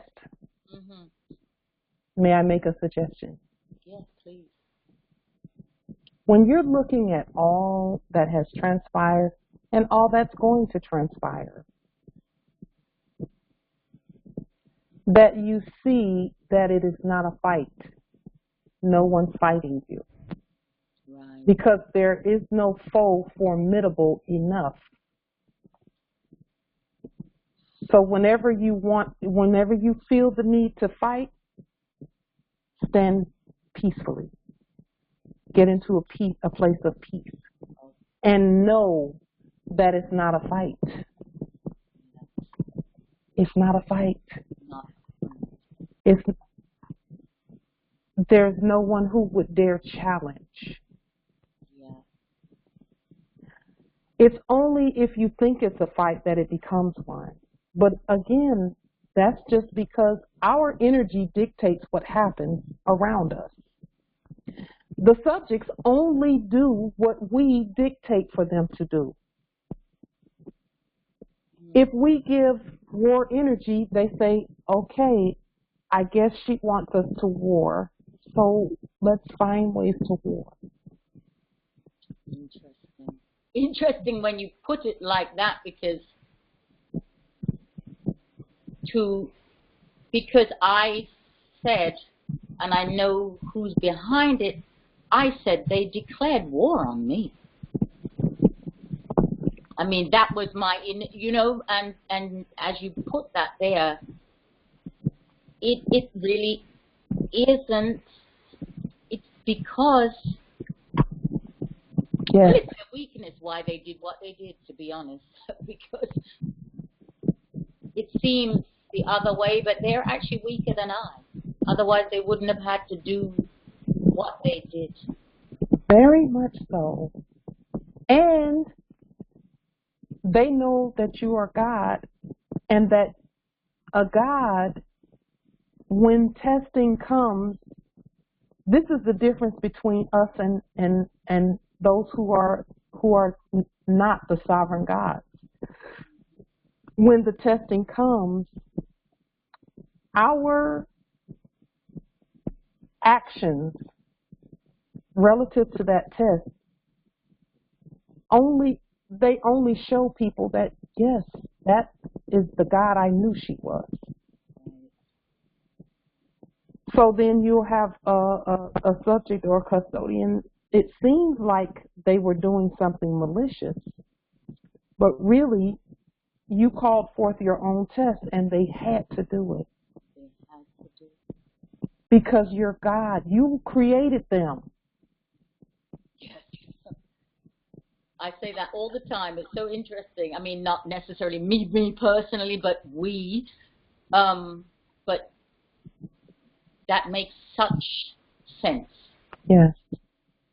So now, this is the beauty of being the gods that we are, is that any time we can invoke another jurisdiction of peace, and guess what they're going to say?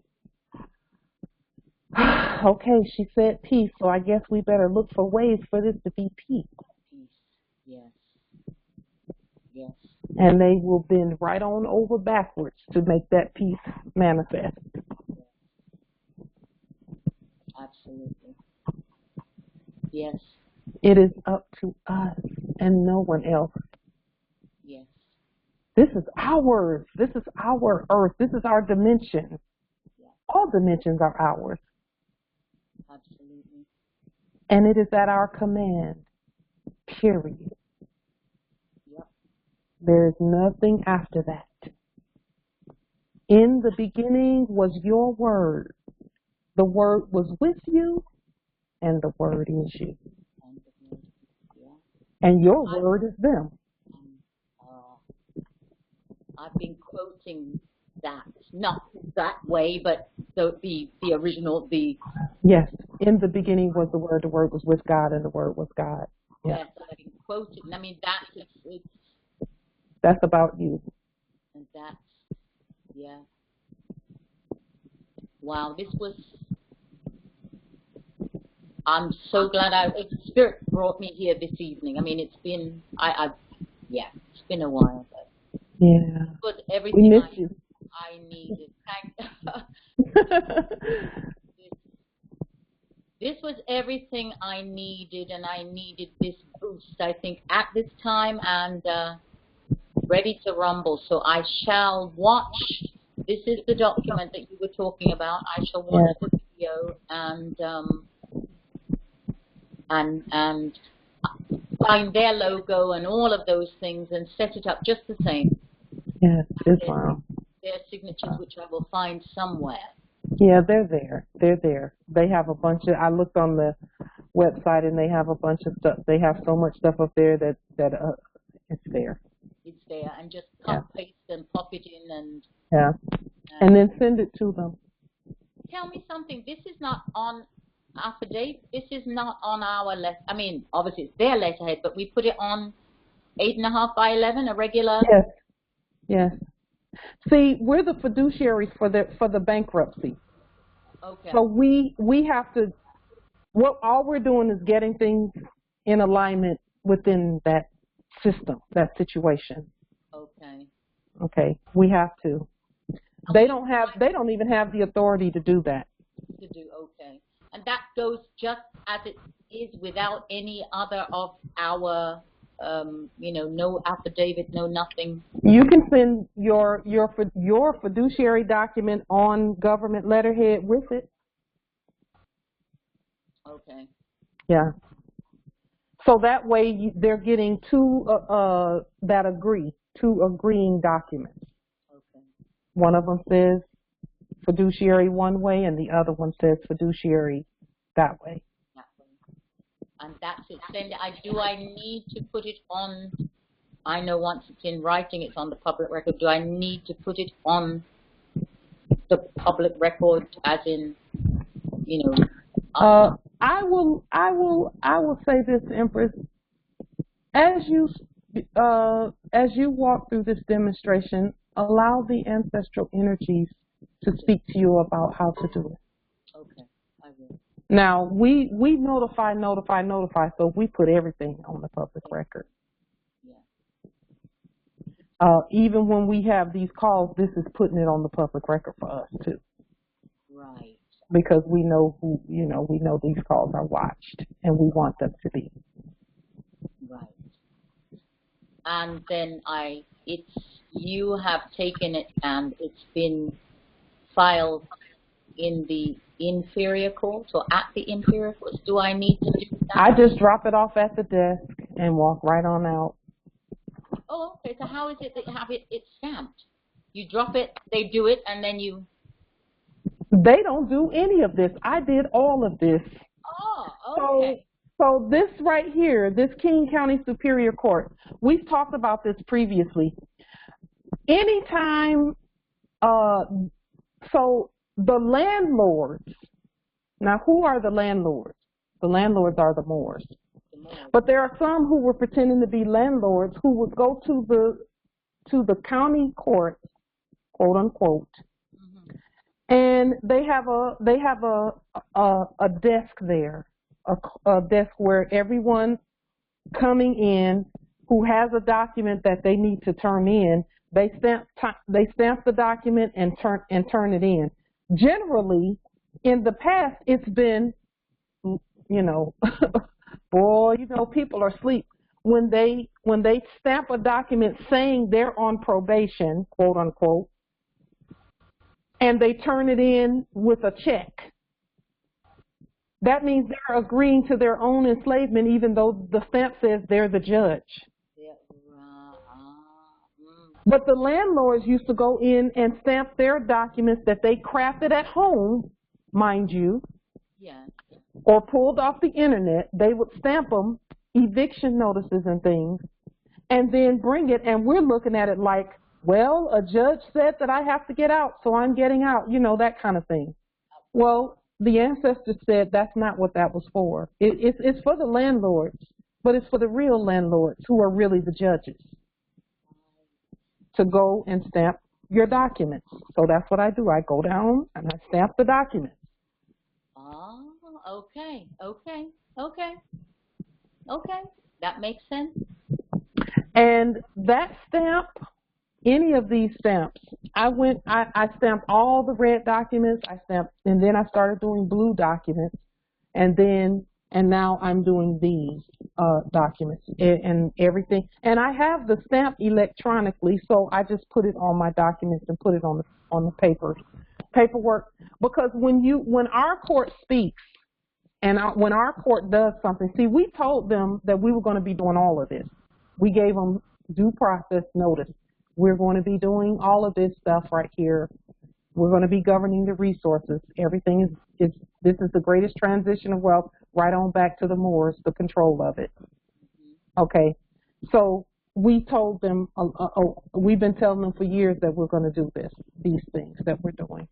And now we kept watching and seeing that no one is stepping up to govern the bankruptcy.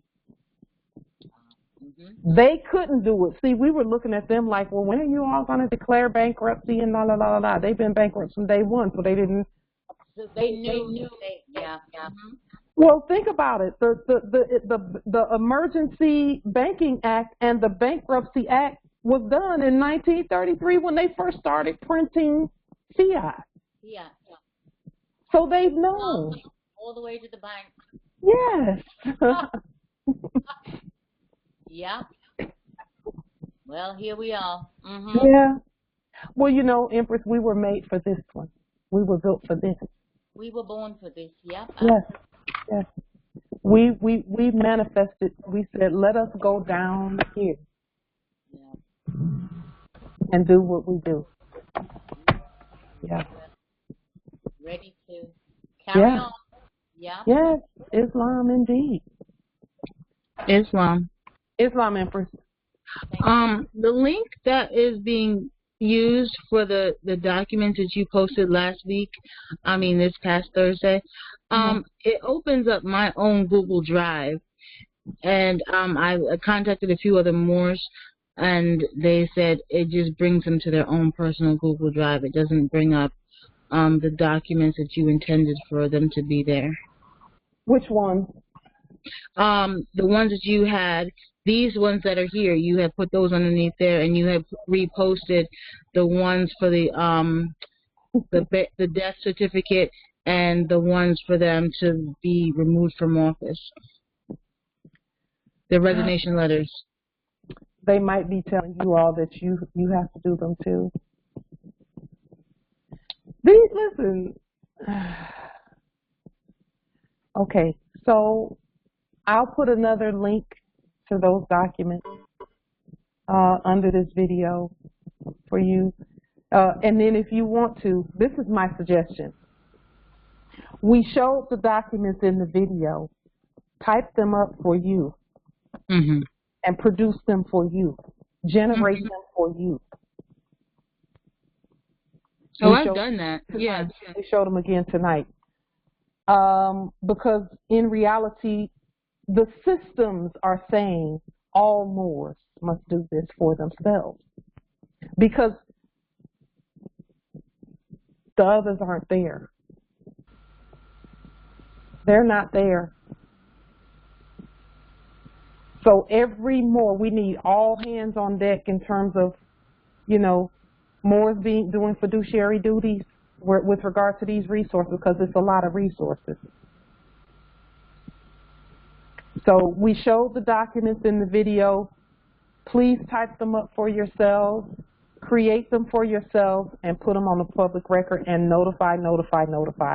Even if you're notifying gatekeepers, because after a while the gatekeeper's going to get up and walk out the door, and we got to be there. You know, we got to be governing. Not necessarily maybe in those locations, maybe not. It depends. We'll see when we get to that point. We're almost there though, because they're leaving. So I'm not surprised that that's what's happening. Now, I didn't do that. Someone else did that. I don't know who did that. But my thing is, whenever I see something like that being done, all it is saying, Moors, you have to do it for you. You must do it for you. And when you do it for you and create the documents and notify, that gives them a gauge of how much longer they're going to sit there at that desk, or are they going to get up and go on because the Moors got it. Islam, I concur. Yeah. I'll put it back under here, but I don't know that they will. I don't know that it won't happen again. I don't assent to it. I wanted the Moors to see the documents, but the documents are shown in the video. So, you know, I've always, even while I was showing the documents, encouraging Moors to do these for yourselves. Yeah. I see what's happening, and that's why I'm not worried about it. I see what's happening. All Moors must know their own power and authority. Islam, that's peace, yeah. Yeah. Yep.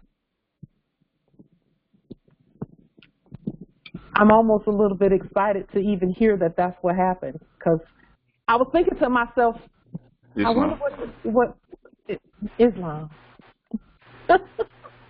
Islam says, is it in a way possible that you can put it in an email and we can all feed it from there?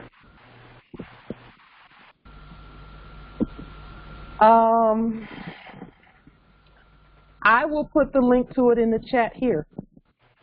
Will that be sufficient, Nobility?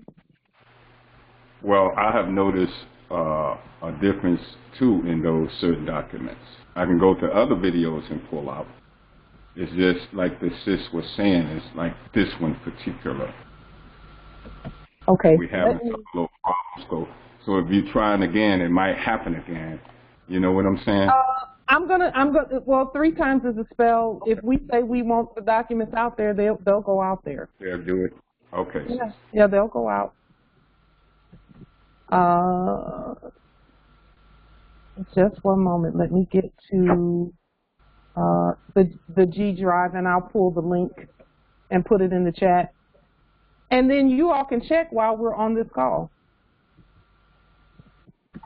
And Empress Light, I would like to see the one for Virginia Territory if you have one, or if you recall seeing the signature for the custodian in the office of CEO or governor, rather, for Virginia. If you recall seeing that, because I went out on the public record to look for the signature, and I didn't see it. So I don't know if it's just not time for me to see it right now, or if I need to dig a little bit deeper. And if you can recall actually seeing that, that way I know that I just need to look a little bit deeper.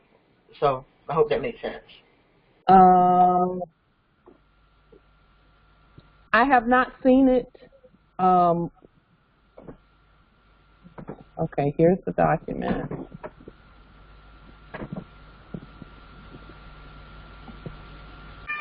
That's fine, Empress. I'll keep looking. Thank you. It took me. I will say this: some of the signatures that I have, some of them it took me to put the question out to the ancestors of where's the signature, and then wait a day or two, and then check again, and I would find it. Islam, yeah, and I found most of the signatures, but some that I wanted for corporations that you did not show. I was not able to. Yeah, Islam. Okay, well, you know that they're running. Yeah, and I bet they're still being placed on the public record too. So yeah. The link to the documents is in the chat. If someone could just click on it and see if it will get you to the documents, that would be great. That would be good to know.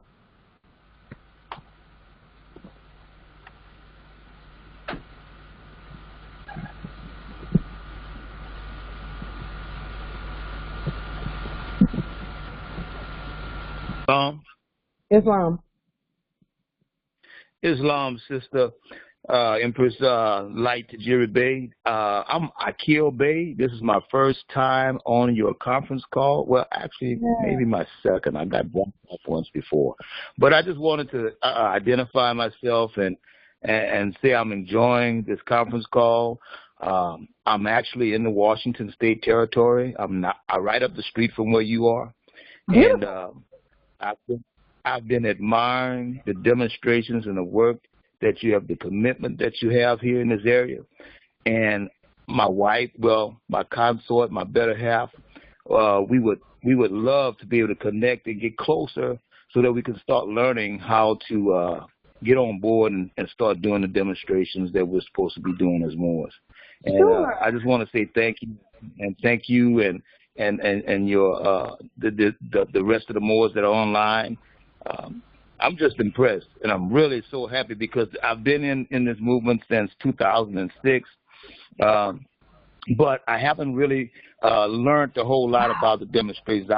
I've done some and have been jailed for some, but Me too.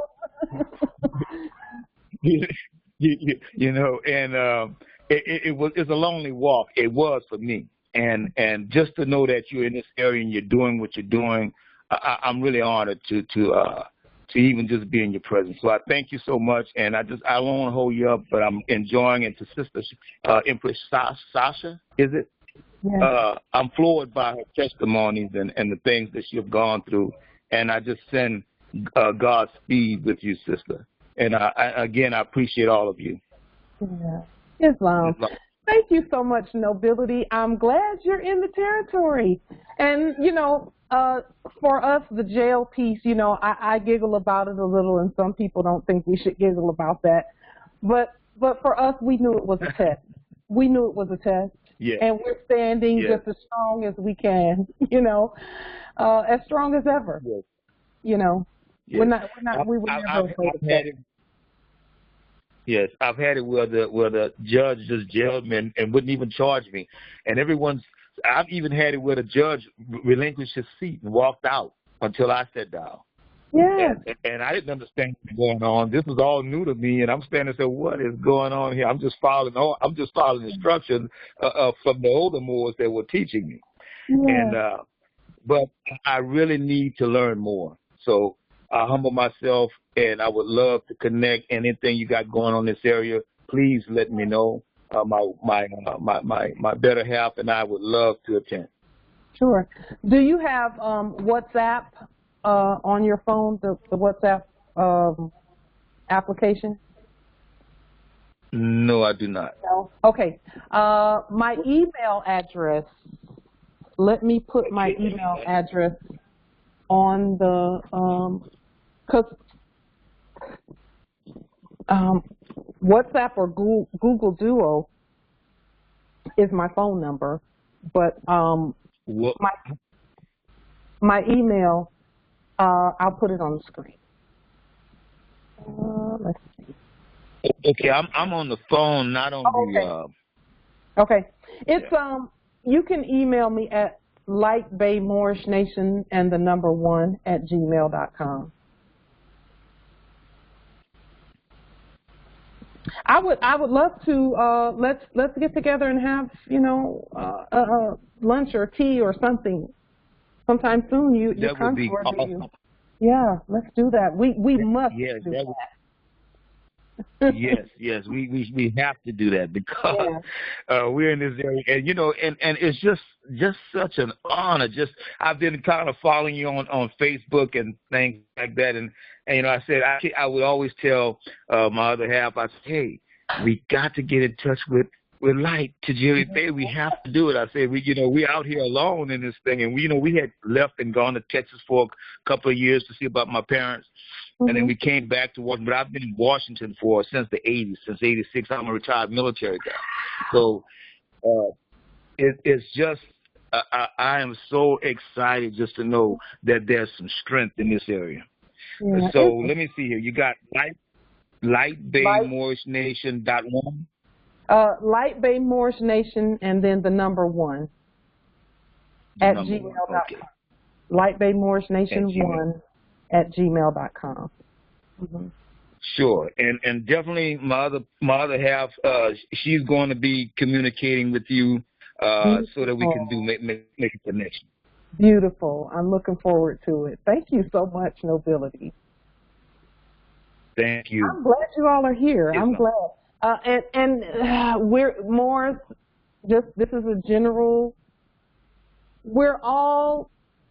The ones who have had that feeling like you're the only one in the territory or you're alone in this, the only reason you're feeling that way is because you're not alone. You're just one of the first. You're the remnant that is sent specifically to clear the pathway for the Moors that are coming, because there's a whole lot of Moors that are asleep that are about to wake up. And we actually have to be. Yes, I believe Yeah. We were specifically chosen for this, and we chose ourselves prior to coming here. We said, okay, we will go and do it. Yes. Yep. So, looking forward to it, Nobility. Thank you. I'm glad you're here. Well, thank you. And thank you so much. And again, you will be hearing from my other half. Yes, thank you. Tell her that I am looking forward to it as always with all the matriarchs. She's actually right here. She's actually right here. I beat her to the call, but here she is. Say something. Good morning to you. Peace, Empress. She said morning. We don't say morning. We say morning. Good morning. Grand rising, Empress. How are you? I am well. Good. It is great to finally speak to you. I am proud of you for the moves that you are making in this movement, and thank you for your effort and your work. Thank you. Thank you so much. I appreciate hearing that. That is just amazing because, wow, this is ordained. This work is ordained for us. So I'm looking forward to connecting and seeing you all in the flesh. Yes, we support you. Thank you so much. What you're doing, and I'm glad to see a woman standing in her position and putting herself back in our places. Yes, Islam. It's time for us to do it, Empress. I'm glad you're here too, and you're back in place too, where the matriarchs belong. Wow, amazing. I love it. Thank you so much. He has my email address. If you happen to get the WhatsApp on your phones, the application, you can call me on WhatsApp, and if you happen to download it, and I'll give you my phone number, Empress, if you want to just make a note of it, so that if you get WhatsApp, you can call me on WhatsApp. Great. Okay, it's 334. 294-9828.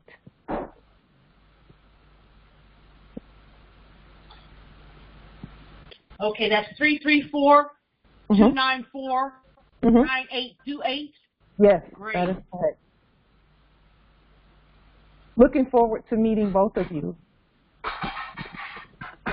Thank you. Islam. We'll let you get back to the conference call. Thank you. We never left. We still here. Islam, I'm just honored. I'm so honored. Are there any other questions or comments or wisdom with regard to any of the things that we've spoken about? Were you all able to access the fiduciary document in that link that I put in the chat? Islam Empress, it never appeared in the chat. I'm looking right at it in the chat too. That's crazy. Okay, let me try it again. It's in there now. Can you see it? No. Okay, that's crazy because I'm looking at it and it's in the chat. Let me try something else here. Let me just try another move here. Wow. Just a moment. Let's see.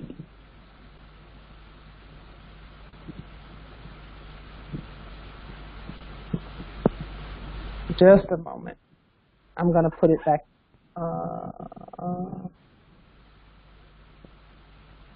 This is craziness.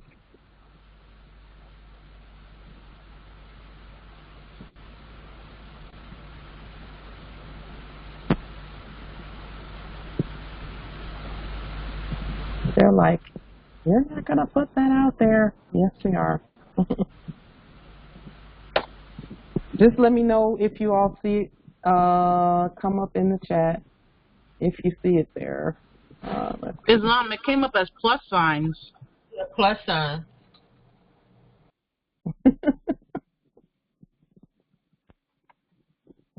Just a minute.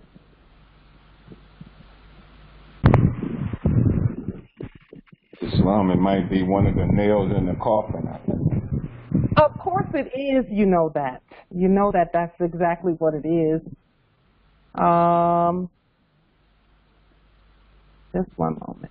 Let me just see if I can access a different way. Just a moment. The real funny part is every document is a nail in the coffin. That's some truth right there. Let me see. I just put something else there. Islam, it came up. Yeah. Okay. No, okay. I just did that. I just put that there. No. I see yours, Sharif, but mine is before yours. But I don't see nothing for you there. Okay. Well, whatever. That's what you gave me from before, so I put it in there. I just put it in there afterwards. After you put one in there. Can you all see it there, Empress Angel? Islam is present. And is it? Are you able to see the documents? Let me see. Yes. Oh, good. Islam, yes. Oh boy. Okay. So yes. And that's the same link from last week, Empress. That's the same link. Wow. So, yes, this is nail in the coffin stuff. Yes, it's nail in the. We know we knew that from the beginning that that's what it was, and you know,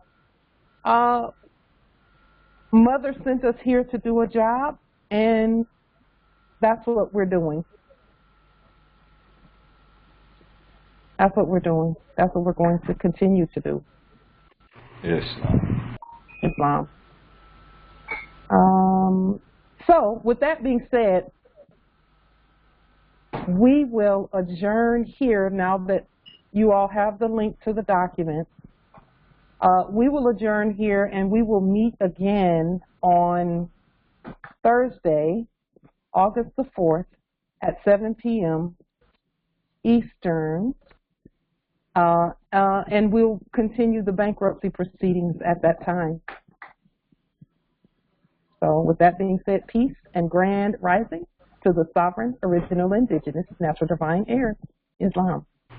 Islam. Peace, grand rising. Islam. Islam. Islam. Rising. Islam.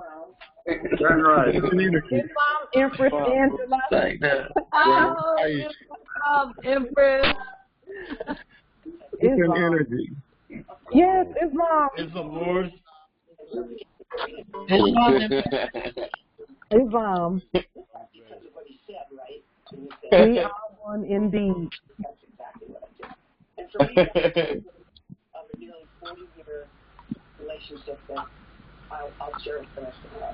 We will end the call in 5. Empress, right? Yes. You have your solar return day is coming up, yes? Yes, on August the 3rd. Well, enjoy it. I don't know what day that is, but I think the 4th is on a Thursday, so we won't hear from you. So enjoy it. Thank you so much, Empress. I'm just gonna, you know what? I'm just gonna do what I do normally, which is really work. I usually work on mine. Yeah. Yeah. But yeah. Thank you so much for that. You're welcome. Peace. Islam. Peace. Peace. Healthy solar return. Thank you. Happy born day, Empress. Thank you so much, nobility. We will end in 5, 4, 3, 2, 1. Islam.